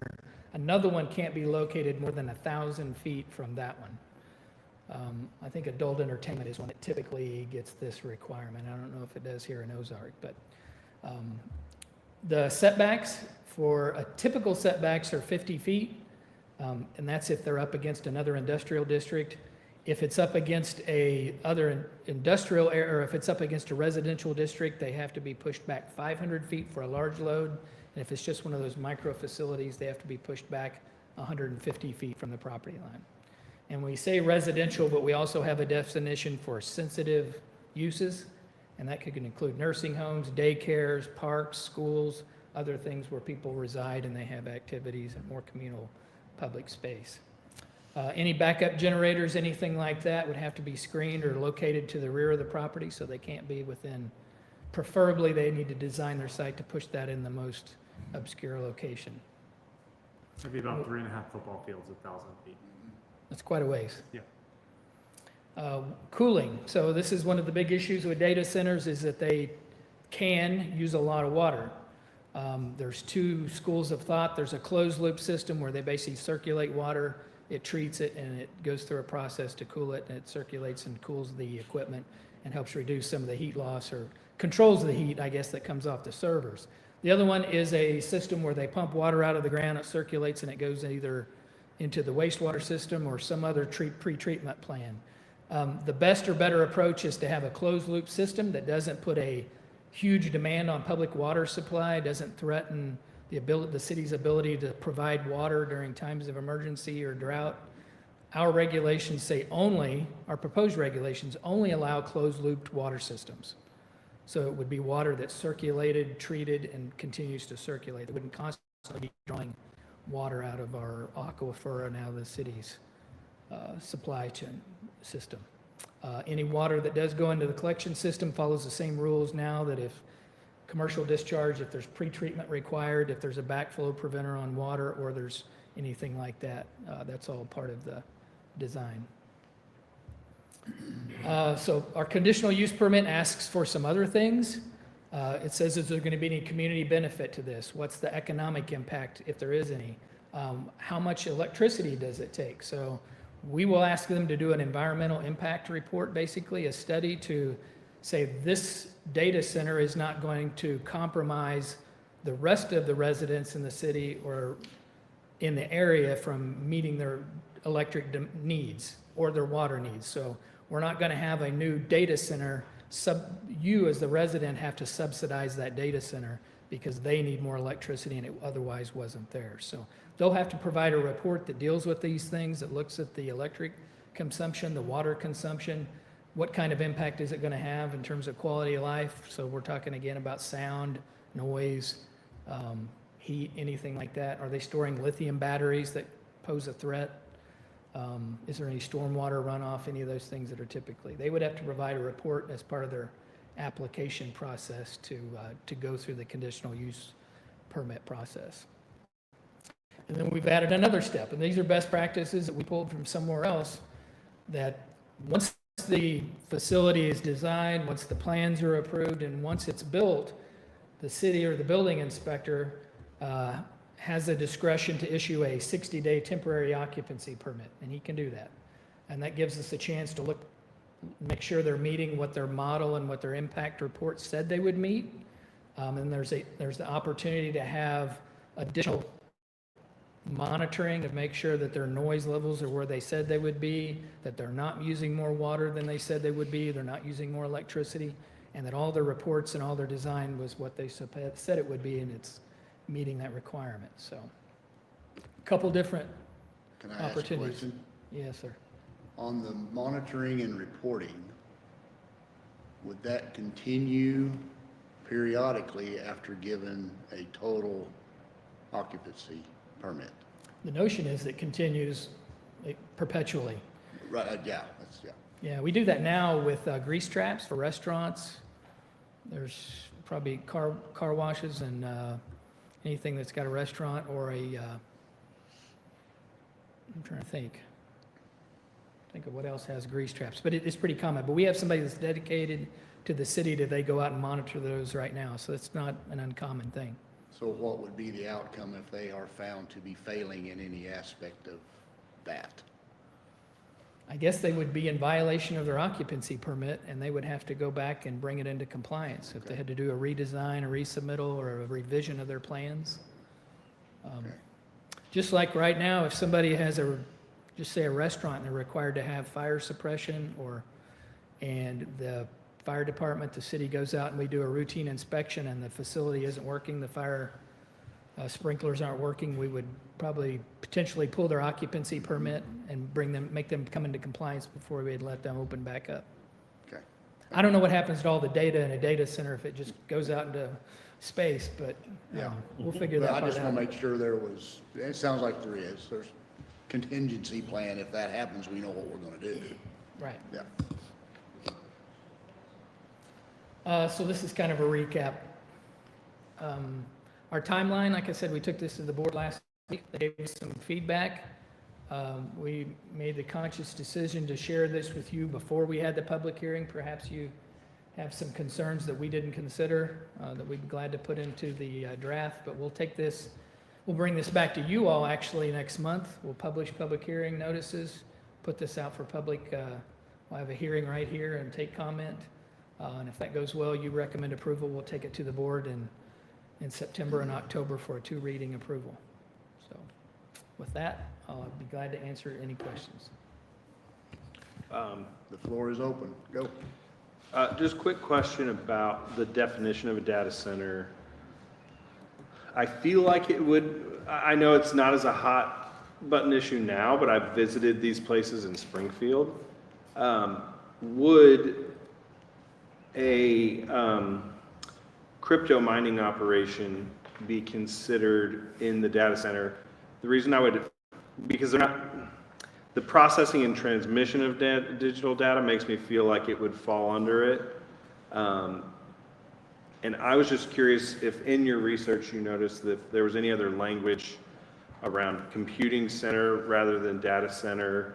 If data center is like, you know, the 5 o'clock news term and not the actual technical term, because that would be the other thing that is very similar and I feel like was a hot button issue, you know, 5 years ago when you know, it's not as much of a hot button issue now, but I was just curious because I mean, I know people that would do it in their garage. And so considering that's residential, you know, but they're also making money doing it, you know. So I was curious in your opinion if that would fall under this data center definition, because in my mind I think it would, because it's the management, processing, and transmission of that data, but I don't know if there's a way around it because it's just like a bank. I work at a bank, we have, you know, that's why we're allowed to have, everybody gets to use online banking because we have a data center that if you're in your bathroom at 1 a.m. you can transfer money between your accounts. But it's like, I was just curious if you noticed that anywhere else, because obviously this is hot button right now. If any other things that you looked at in your research also included that, because it's very similar, and if there's people maybe got a shed in their backyard that are like, oh no, I'm going to get, you know, I was just curious of how that broader might affect it. I'm going to go out on a limb and say this would include that. Okay. The actual definition that we have in here says data centers uses include data storage facilities, server farms, artificial intelligence training and processing, imaging processing, cloud computing, email services, and similar uses. Similar Dustin, uses. our Similar. IT director, Right. went through this and he stuck every word in here that he could think of that wasn't already duplicated. So I kind of agree, but that's why I was curious if I mean, you know, even if IT had an opinion on crypto mining. well, and two, that I believe that goes back to the notion that that's the primary use of the facility rather than it's kind of an accessory use of something. So Sure. And I've been to businesses in Springfield that was the side hustle in the basement. yeah, So, we'll check into that and make sure that we've covered it though. Sure. Good question. That's a great point. Yep. So I had a question about the generator use. It says that they're only allowed for backup emergency purposes.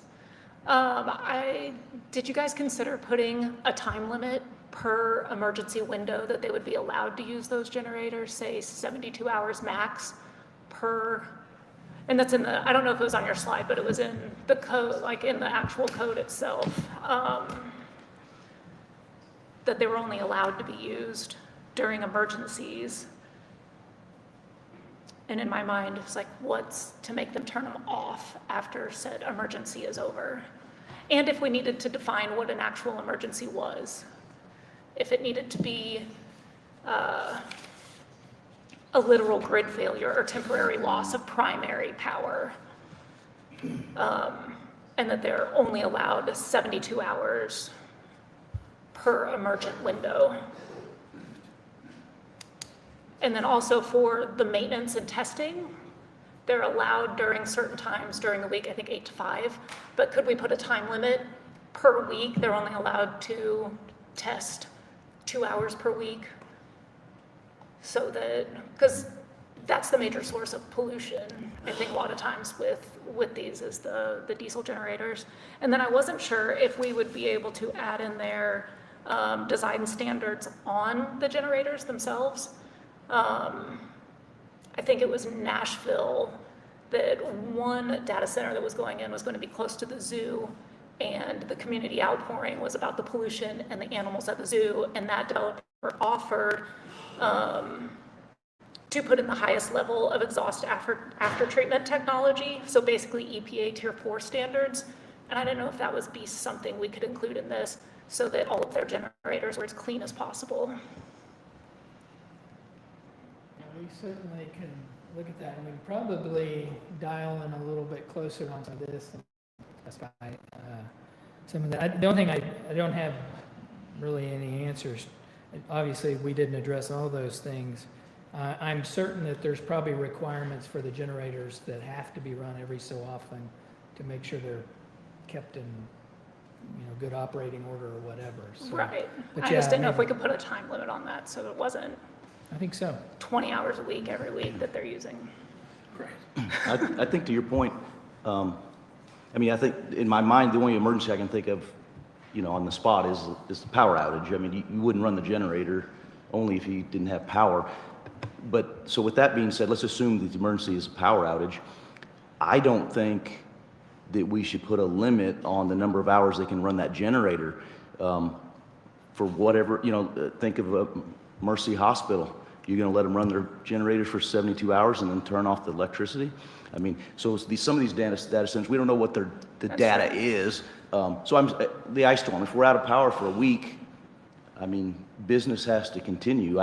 So I guess it would be more so that they would be required to turn them off. As soon as once electricity comes the on, power they comes on, turn maybe it off. put it in that way. I agree. So some sort of safeguards that happens when, that they That don't, makes sense. yeah. Do we know, I think the hospital is a good place to go. Do we know how often they cycle their generators? Could we ask? I'm sure we can find that out. I don't I have think it'd be a good source of just, if nothing else, to have that information. Well, I think we need to treat everybody the same. No, but we'd have a good idea. No, yeah, but do we have, if we're gonna put restrictions on generators for data centers, then we have to put the same restriction on generators on hospitals, on banks, on we gotta be, to me, we have to be fair across the board. Consistent, yeah. Yeah. And I don't know what the Good answer point. is, but, No, yeah, that's a good point too. because, and we turn off the generator at Adams Bank, he's probably gonna be upset with us. I'll have a lot of people upset with me, that's why. Especially if you're in your bathroom at 1 o'clock wanting to move Right, money. I can't make this transfer. And then I had one other question regarding, I think it was 7D in the code, with them having to have a plan to basically dismantle it if they aren't using and to take the data center down. With lithium batteries and stuff like that, sometimes that can be expensive. If they declare bankruptcy and then leave the mess, would that be an instance where we could require an escrow account or a bond or something like that? It would only have to be 75% funded or not the 100% of what they're, so just so that the city would have something to use to clean it up if necessary. We don't, but that's not, believe it or not, I heard that earlier today too. So Did you? that's- Yeah. I immediately think of those giant concrete silos that, line every railroad track in every town where they used to have corn and silage and everything else. And there's no way to dispose of those. It's impossible. So not that these compare. And I don't know the nature of a data center, if it has a second life, if they take the servers out and it can be used for a different type of business, or if it can be converted to something else. I suspect these are just big metal buildings that are very heavily insulated. But I think that's a reasonable thing to put within the report, so we'll add that to it. I guess I do have one more. There was also a part, I think it's 9, the monitoring and reporting, that they're required to have a point of contact person and a website that is always updated with the noise complaints. What, say that they have a point of contact person whenever they start, but say they get 6 months in and they can't keep that person in the role because that's kind of a crap job, to be honest, to listen to noise complaints all day long every day. I don't foresee that person loving that. So is there like a grace window for them to rehire somebody, or how long do we give them if that role is unfulfilled? And if the website's not kept up to date for people to log in and see who all is complaining and how bad I think it the is. website would be a city, I think our notion was is there would be a city website Okay, that we would track and then they have a point of contact Yeah. person that would be required to give that. right.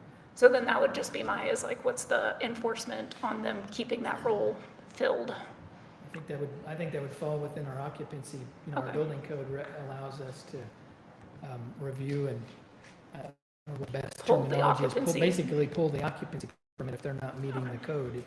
It's not a one and done thing, they have to Right. constantly be in compliance, so. Yeah, I could just foresee that being an empty position a lot, because Yeah. most people don't want to listen to complaining all day. Well, and to your point, the language does say the data center must identify a single point of contact for the community and maintain a public web page.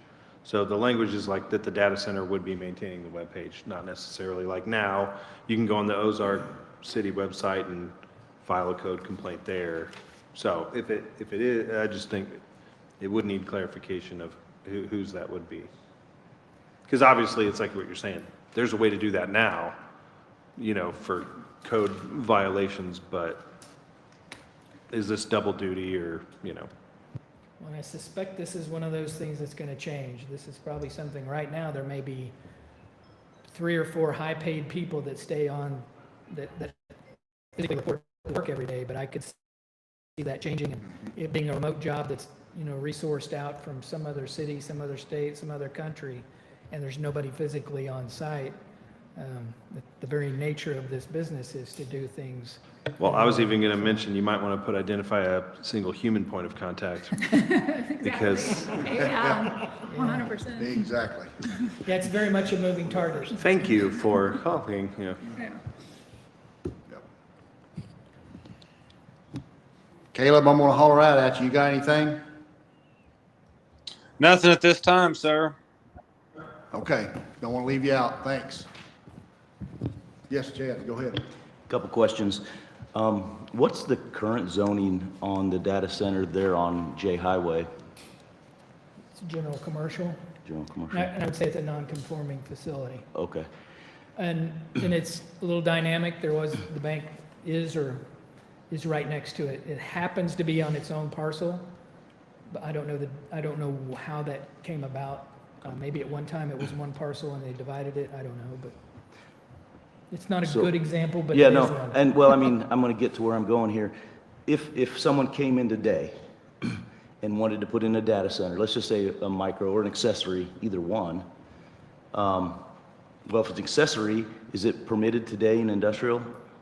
Yes, If they owned an industrial lot today, they could put in an accessory data center or maybe even a micro data center under current code. think about this. They could as an accessory, but it would have to be an accessory to a different, Sure. I'm trying to think of something in an industrial district that, I guess where I'm going with this is that really this ordinance the draft is going to put the city in a better position to protect ourselves and be able to regulate where and when and how these things go in. So, I mean, this is a good thing. I mean, we don't have, just like Marshfield and Springfield, they already have applications. That's why they put the moratorium in, because they don't know where to go. I mean, so I think this is the right track.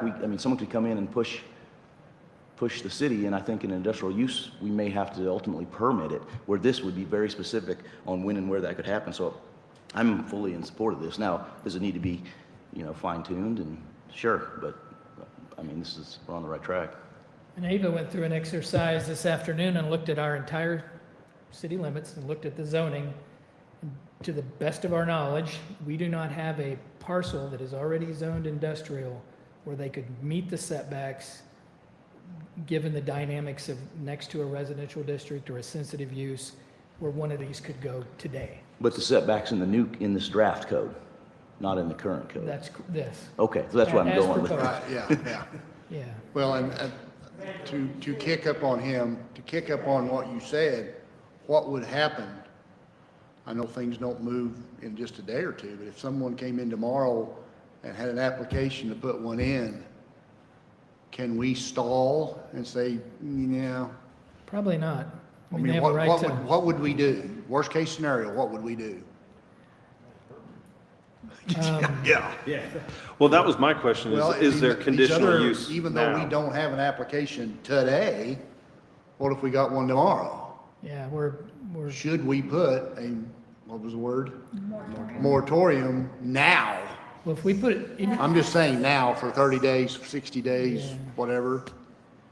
I think by our, they would still have to go through the process of getting the property zoned and everything for it. So, as I said, we don't have any industrial, well, I guess what you're asking is something that's already zoned industrial, that they meet the setbacks of Correct. today. Correct. It- What would we need to do to put in a more, I can't say that for It nothing. would be an ordinance that would have to be posted and probably, I don't Just know. like any other ordinance. That's right. I don't know that it would save us a lot of time. It wouldn't be any faster than the timeline we already got Yeah. lined out for this, This will go faster. I think. It's already started the Because process. we have to go through the process. We can't just simply boom, Right. it's there. Right. Okay. That's why we thought we were already one step ahead, move right forward with an ordinance that, rather than going that route. We need to pray hard. Yes, sir. Yeah, okay. I think the mayor asked me to explain, You made a comment that based upon this ordinance, once it's approved, if it's approved, if there's really no parcel of land that qualified and the city looks like, only you said. yeah, so if you look at the city zoning map, there are no parcels in the city that are currently annexed into the city that are zoned industrial, I-1, where a data center by one of these two definitions could land. Right. And that's what Without, we need to and get. number one, even if there was, they still have to go through a conditional use permit process. Yeah, that was my question, is if, exactly what we're talking about, this scenario, they would still have to go through conditional use permit. Yeah, so hypothetically, there's a piece of property on the edge of the city, not in the city, they annex it. They go through a zoning process to get it zoned industrial, and then they go through a conditional use permit process, then they build a data center. And this will be done before that. That's what we're shooting for. I think so. Yeah, Because they can't annex it into the city without our approval. right. So the earliest that would be is our next meeting. Well, you have to annex first, Yeah, exactly, yeah. and then after you annex, then you Then can you do do the that, zoning. yeah, You so can't it's zone about- until It's about behind. multiple months. Right. Yeah. Okay. I mean, some of those things could be done in concert if the process allowed. But Okay. Anyone else? Caleb, you still good? Still good, sir. Okay. And I apologize, this is tough for me. This is a totally different arena than you start asking me questions about. I think it's great, and I think, unless I got it and didn't see it, did you send this to everybody? Or can you? Yes, I As the believe I did. PowerPoint? Yes, I can send the PowerPoint, yes. Okay. That would help me with this, to follow that. Sure. And I will say as a caveat, I believe that if I was in the business of doing this, I'm probably going to go to a city that has nothing on the books, has nothing in process. There's a lot of communities that want these, and that's probably where they're going to go. I mean, Ozark doesn't have an electric utility. They're going to have to go to a provider that we have a franchise agreement with. There's probably other communities, I'm not going to name them, that probably have an interest in these, and that's probably a better path. Well, And the speculation, I They hope I'm wrong. They I hope I'm verbalized right. it. I've heard it. And just not here. Right. We good on this one? Thank you. Great information. Thank you so much. And then are you on the next one too? Yes, sir. Okay, last but not least, we're moving to the Ozark Historic Economic Redevelopment Opportunity Grant Program. I know it's a mouthful, that's why we come up with this cute little acronym, and we worked really hard. HERO. HERO, that's right. How long did it take to do that? Probably took longer than it did to write these programs. Yeah, there you go. And it's subject to change. If you come up with something better, then we're all ears, so. Don't want to second guess you. That's right. I'll just start out by saying this was something else that was put before us by the Board of Aldermen. I'm not going to name names. They might be here tonight, but it's something that weighed heavy on them, and they were very inspired. And this was, I believe, a passion project for the board. We had several meetings with state agencies looking at existing programs that would fit the bill. We had them come to Ozark, sit through non-legislative meetings. We looked at the programs. We looked at success stories in other communities. And frankly, none of them really rose to the top, and they really didn't meet really what we wanted to achieve through this program. And I won't go into a lot of the backstory, but we did try, because that's the first thing I would think is, why are we duplicating something that another jurisdiction already has in place? And long story short, there's nothing out there that's real successful, and there's nothing that has the dynamic ability to do what we wanted to do. So we went the route at our direction of our city administrator to create our own program. So in light of that, we're pursuing a city-developed, city-administered, city-funded grant program for our downtown core of our downtown business district. We wanted a program, again, that targeted the things we wanted to identify in terms of preservation, short-term and long-term, that's dedicated and has a commitment to our historic preservation, the built environment, the structures downtown. It kind of is tailored to really kind of preserving the fabric of downtown, and does give some benefit to ensuring that private investment matches the public investment that we're making into it. So, and to quote Eric, he said, we wanted local control responding to local needs. So that's kind of it in a nutshell. So our program is really centered around providing grant funding, and this is somewhat of a prioritized list. When we first started looking at this, we really were targeting trying to make sure buildings didn't fall down and hurt somebody. Fundamentally, that's what we were after. The more we looked at it, we thought, what a great opportunity to use this as an economic development tool as well. So we moved on from that. We had a little bit of mission creep, and it grew. We looked at this as an opportunity to improve the aesthetics of downtown, address the experience you have downtown, looking at the appeal of buildings inside and out, and being concerned about those buildings having a long life, and then having stewardship of not just the square, but those buildings on the periphery that face 3rd Street, that face the secondary streets and things like that. So we identified a list of eligible projects, and this is kind of our criteria. These may be a little bit out of order, but they're pretty close. We first wanted to make sure they were contributing structures to our downtown overlay district, one of our big priorities, that they target rehabilitation, restoration, and again, stabilization. We're looking at the structure itself, the foundation, the roof, the windows, making sure they don't fall out onto somebody walking by, that the bricks are in place, that the mortar is there, and that the facade itself is sound.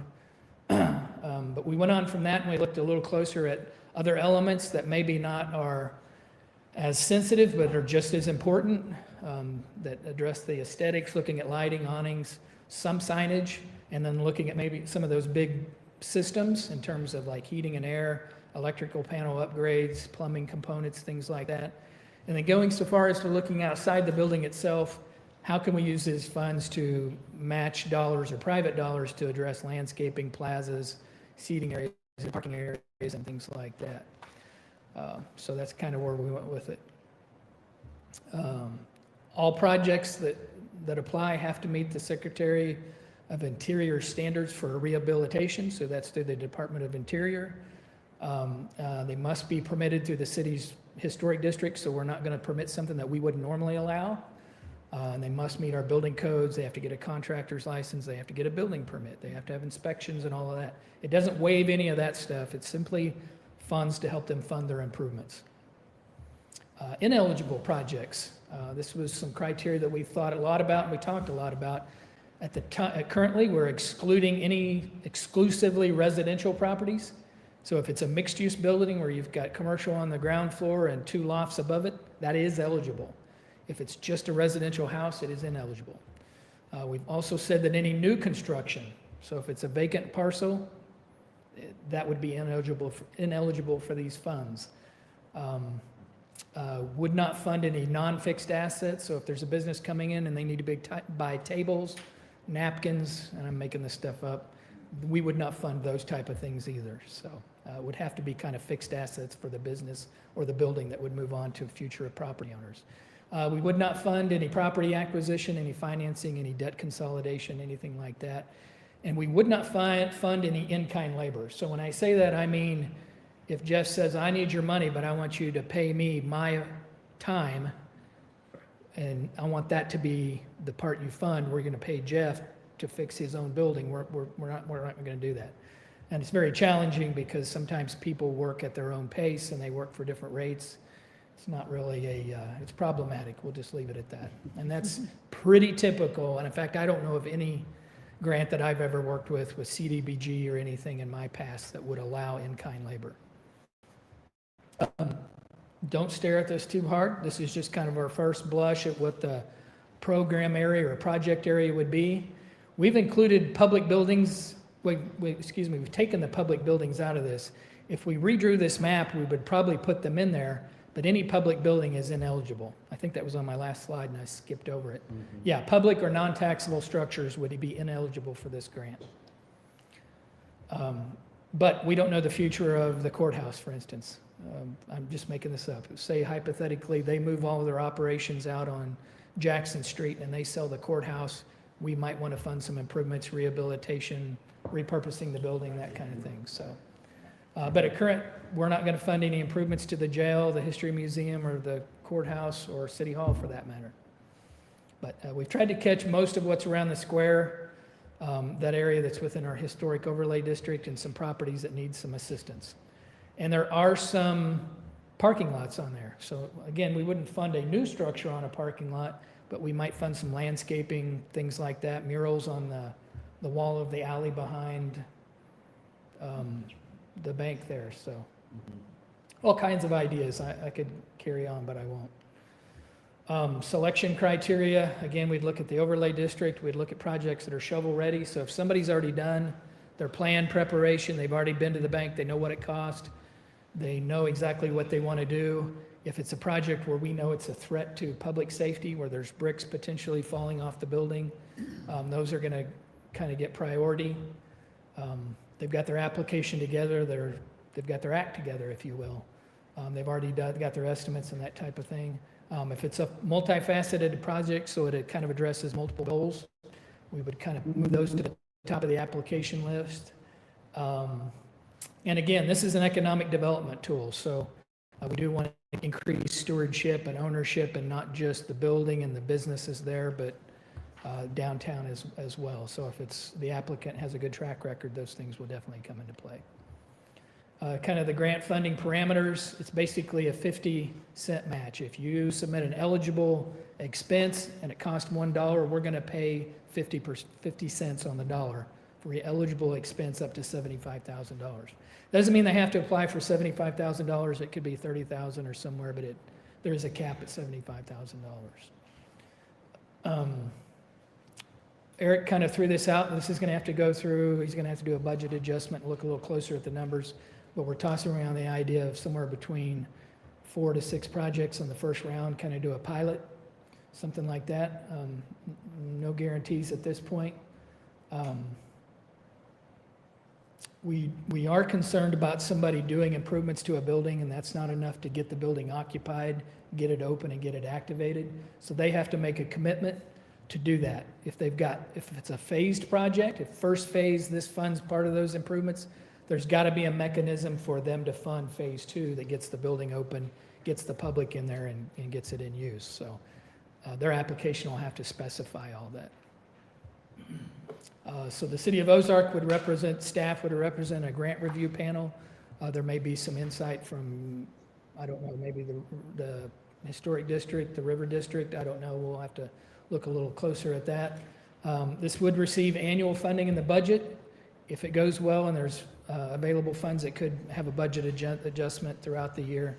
We'll just have to see how that goes. So Our timeline, again, we took this to the board last week, and we've taken it to them multiple other occasions. They're probably tired of seeing it, honestly. But we keep tweaking it, we keep bringing it back with some additional elements. But if it goes well, we'll take this to the board in September. It'll be a ordinance that approves it, but no public hearings or anything like that, so. I think that's my last slide. Can I answer any questions? Few questions. I would recommend that the map includes the city-owned and county-owned properties inside, so if the unlikely event, any of that changed hands, you wouldn't have to amend the map. It's already in there, and they're excluded by the thing. So, I mean, I would recommend that the map just include those areas, my first comment. Second question is, where is the money, and I may have missed it, where's the money coming from for the program? I mean, is it being taken away from another line item, you know, out of the budget? Is it anticipated that you'll get that reimbursed through revitalizing these businesses and then through tax revenue and so forth? You know, where's the $300,000 coming from? I can't speak for the city administrator or the budget director, but I suspect it would come from reserve funding. Okay. It wasn't budgeted earlier this year when they adopted the budget. So if we didn't have a It's really the reserve, only potentially source. we may not, the program may be paused if we didn't have a reserve. Okay. Last comment I'll make, just my initial concern is that, and I understand there's a committee and stuff, but what would keep somebody using this program for routine maintenance that they should be taking care of themselves? If your HVAC system is at the end of its life and you just don't want to pay for it, you could come to the committee and ask them to pay half of it. Or if you don't take care of your exterior, you don't maintain and seal your asphalt parking lot. I could see maybe potentially someone taking advantage of the program on stuff that they should be responsible. If they're, you know, just letting, I don't know, if they're not maintaining the property, I don't think the city should help pay for that. I appreciate that comment. I think we had similar sentiments. Taking it a step further, we had the discussion about if somebody makes improvements to a property, they turn around and sell it immediately. Is that something we wouldn't want to fund we may have some, some other For comments. example, say I have a very, very successful business downtown and I'm making a lot of money, but I don't want to pay for half of my new HVAC system, so I come to the city and say, hey, give me $75,000 to replace my $150,000. I mean, I just want to make sure that we can protect ourselves. I mean, people have needs. I just want to make sure we vet those out, that the money's going where it's most needed and people aren't taking advantage of the city. Only thing I can say is that the application process, the review criteria would hopefully flush that out. But as I was saying, the general consensus is that this money would be put back into downtown and it would help sustain and kind of help make sure that downtown is continued as successful. The buildings are in good shape, they're kept up to shape, and we continue kind of a good life cycle of the building. So what you're saying is very possible. I think it's a good program. I just don't want to be taken advantage of. It's duly noted. Maybe we need to figure out a way to craft something in the language that gives us some. I mean, Some could you very look at their discrete financials? discretion. I mean, if they're making a profit, then maybe they're not eligible. If they're struggling, maybe they are. Or maybe you get more points. Maybe there's a point system, because if all 8 of us come in and want money at the same time, I don't know, just somehow to vet that out. Because, obviously there are businesses and buildings that need assistance, but there's others that they're doing fine on their own. Yeah, So- I could give you some examples. I don't want to call anybody out, but yeah, it's probably a reality. I just was curious what the selection committee is. Is it possible maybe that part of this could have like a committee of like 5 people in the city of Ozark, and actually like those 5 decide, let's say if there's 7 options for the year, that committee of 5 people and, or something like that. Is that something we could look at for this? That would be like the decision maker, similar to like a scholarship type thing. I know we always come with education type things, but where they apply and you have, okay, these are our 8 possibilities for the year, and then just this group of 4 or 5, they go through the application, they don't do all that stuff. But I'm saying for that selection piece, could be like a committee that we put together or appoint with, maybe one person from the planning and zoning board, one commissioner, one, something like that. I'm going to answer that sensitively. Yeah, that's fine. And the direction we were given, because we had the same conversation, was really, we did not, the city administrator didn't want this to get caught up in a quagmire of a committee that couldn't make decisions, became political. His vision was this stays at a very staff level. We make a recommendation based on very firm criteria, and it Yep. goes from there. You've got a good audience here that's listening to you, and they're going to make decisions on how this program gets adopted. So I'm going to kind of leave that in their No, hands. that's fine, yeah. Good feedback, though. I would also say, I do believe that in the grant conditions, I mean, there's a section that says, failure to market, solicitate, and seek tenants or follow through with additional improvements that aim to meet the program goals outlined may subject the applicants to reimburse the city for grant funding. So I think, I do think there are some conditions that prevent some of that usage, or, I don't know what the right word would be, but just be, Some good due diligence on their part. yeah, and also some agency for the city to be able to be reimbursed. Like hey, if you don't meet it, it's just like any other government. It's like, hey, you failed to show up for court. Now, it's like there are mechanisms to at least deter that. And I should be clear, they will sign a contract with the city. Yeah. That says, these are the terms of the grant funding, and if they don't meet the requirements of the contract and they don't hold their part up, they're subject to paying it back, or, yeah. Would this be something that it would be like once a year that everybody who wanted a part of that budget would submit and they would only be chosen from? Or is it just like an ongoing thing until the money runs out? I think that's kind of yet to be seen. Well, I think the goal is to fund 3 or 4 projects at the first and see what kind of interest there is, what the success of it is, kind of run a pilot, if you will, and then. Is there a part in it that states like so much of the building has to be commercial and so much is residents? Because a lot of the buildings downtown, or can like the owner of the building live in that building and still be eligible? No, we haven't tied any criteria like that to it. Okay. And I would say it's because there's all kinds of makes of buildings that, there's probably buildings that nobody's living upstairs and they could, but they're not. Right. and- It just goes back to one of those things of, well, I own this building and I can get them to, I can finally convert my loft and live in this beautiful place, Yeah. and they'll fund half of it for me. I could see this being a success where maybe I'm being optimistic that we move towards funding residential structures that maybe turn into a bed and breakfast or something else. I Well, don't know. because any sort of historic restoration is very expensive. I live in a 110-year-plus old home that is in the historic district, and it is very challenging. And then to just find people to actually do the work in the appropriate manner is probably the hardest part. I'm struggling heavily with windows at the moment. I don't want to replace them, but to find somebody to actually work on windows that are in the building and usable has been challenging. Yeah, Impossible. you just can't take a wooden window out and put a vinyl replacement. Oh, on no, it. and that would be like, rather stick a needle in my eye, but part of that, I mean, it is an expensive endeavor anytime you get into historic stuff, and Well, and I'd say that's probably more of the purpose of the grant, is like, well, I could do this if I could, yeah, so it's I'm not like, against it at all. I think it's Yeah. a great idea and I Right. think it'd be majorly beneficial because it Yep. is cost prohibitive a lot of the time to do things the right way. Yeah, that's all. Yep, great points. Awesome. Check with Caleb. Yeah. Caleb, how about you?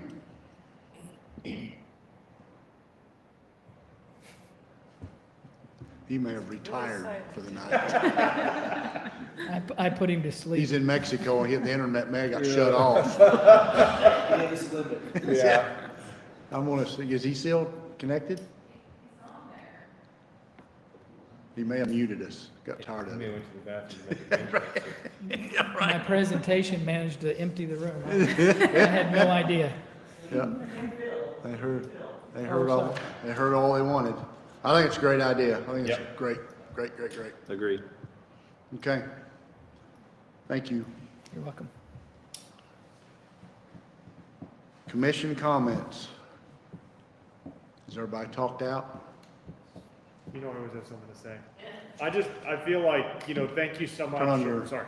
Thank you so much it seems like sometimes there's lulls, but it seems like you guys are working on, there's so many irons in the fire right now, and you guys are working on and being diligent. So just, like I know summer, but thanks so much, as you guys have been working so hard. It seems like you guys have been overtime and all that stuff. So I just wanted to tell you guys thank you so much. And I know I only see the three of you right now, but please let the rest of the team know as well, on behalf of the whole board.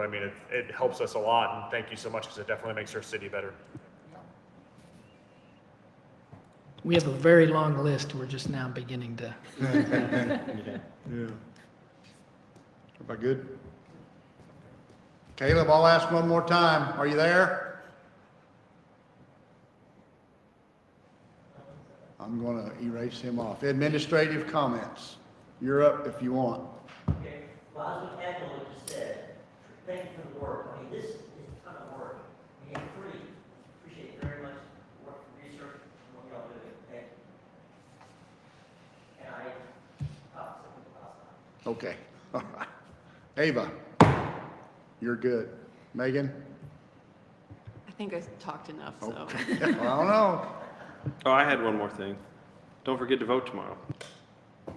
Oh, no, next That's next Tuesday. That's how, That's see, what he- this is my bedtime. You're all fluffery. Randall? Next Tuesday. You good? Jean Ann, I'm giving you the floor if you want it. Okay. If I may, can I ask the fire chief a question? Data centers. Now you can, it's just us. You don't have to come up here. At some point, would your staff and fire department need to be trained in how to handle an emergency at a data center? Yes, because, well, any kind of lithium ion battery issues right now is still a learning process. So one of your questions was on generators, backup generators. The fire code, 24 fire code does regulate the frequency on when they're tested. It's once a month. Once a month, and they only have to do it for so long. Right. At least 30 minutes. If it doesn't meet the requirement for the percentage, then it has to run for an hour. So that will help your question on the generators. Okay. But yes, for data centers, that's one of our problems. We still don't know how to do it. We're still, we're behind the eight ball, basically. Yeah, Water's good, water's the only thing we've got. yeah. But if those batteries start to get a thermal runaway, we can't control the water. Hmm. So, the fire code does regulate how much can be in a certain, what's called a fire area of the building. So it's broke off between firewalls, so it won't spread to another portion. Gotcha. Okay. But yes, it's still a learning process. Okay. Thank you, sir. Yeah. Appreciate that. Okay. I do have one other question, I'm sorry. Okay. Do we need to have something in our rules to make sure that we don't have a member of the public come behind us? I know you took care of that and dealt with that, but is that something that we need to have a rule in place for us for that? What's the rule? I don't even know there is one. Okay. The Board of Aldermen, we have a set of decorum that we approve every year that talks about how we operate, how the public operates and all. I don't think you all accept that, but basically, yeah, that is not allowed.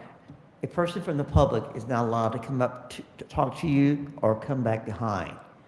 And so therefore, maybe that's what we need to talk about is the real decorum that we use, maybe something y'all need to be adopting. I can share that with Randall. Sorry to add something else to your plate. But no, you are correct. No one should ever go past this point. Yep. Ever, or come up to you face to face.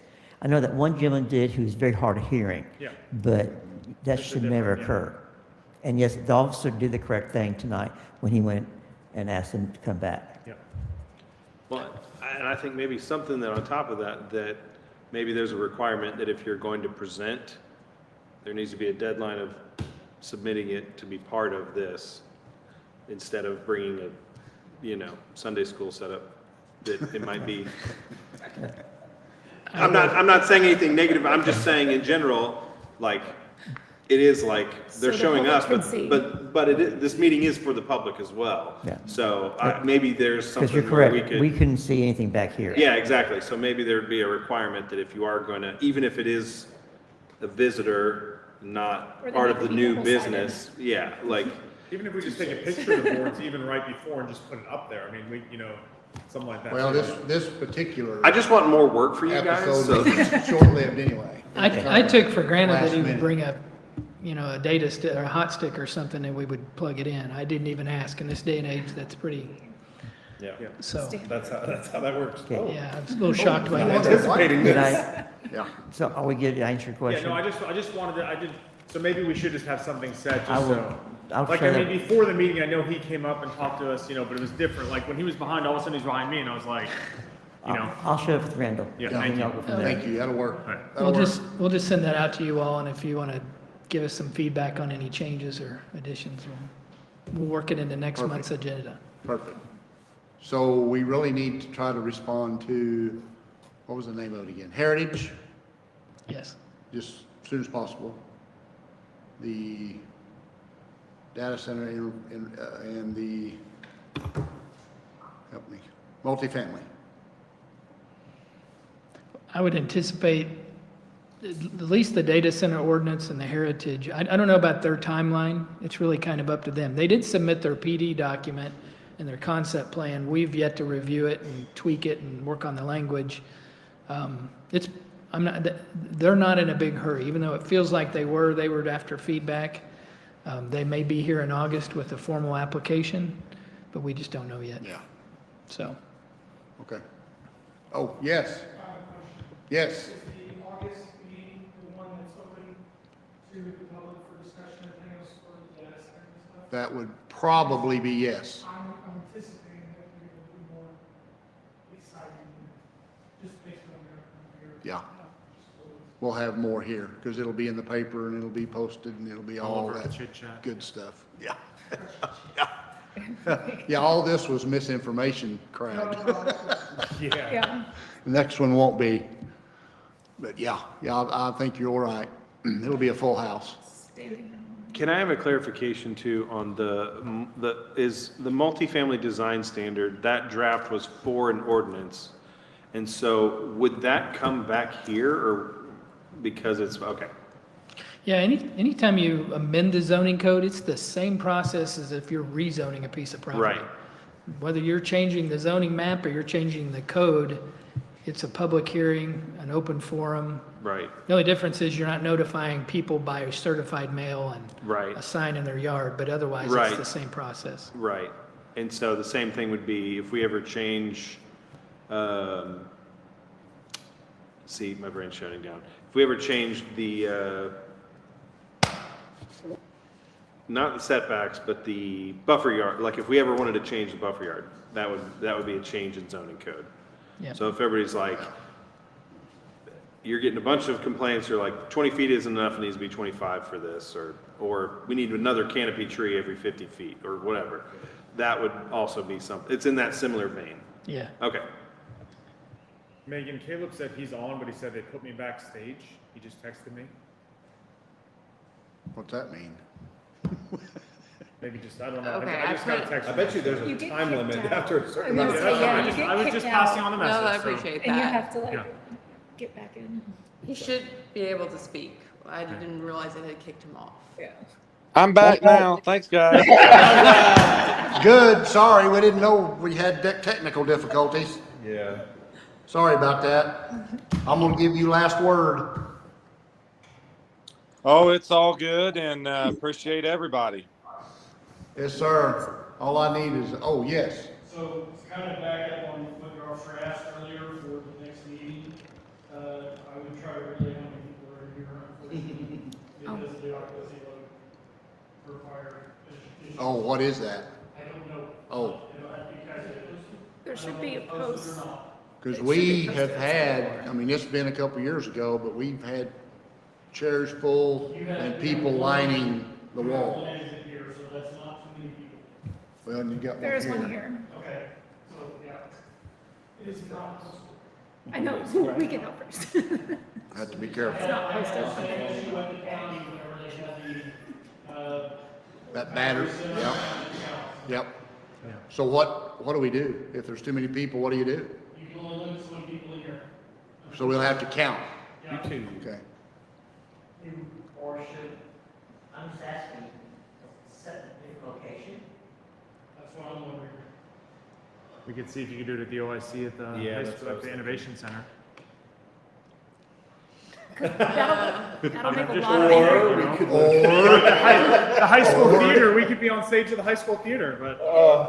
I think it would make a lot of people mad if they couldn't get in. school starts. I know, that's what I was thinking too. I was like, yeah, man.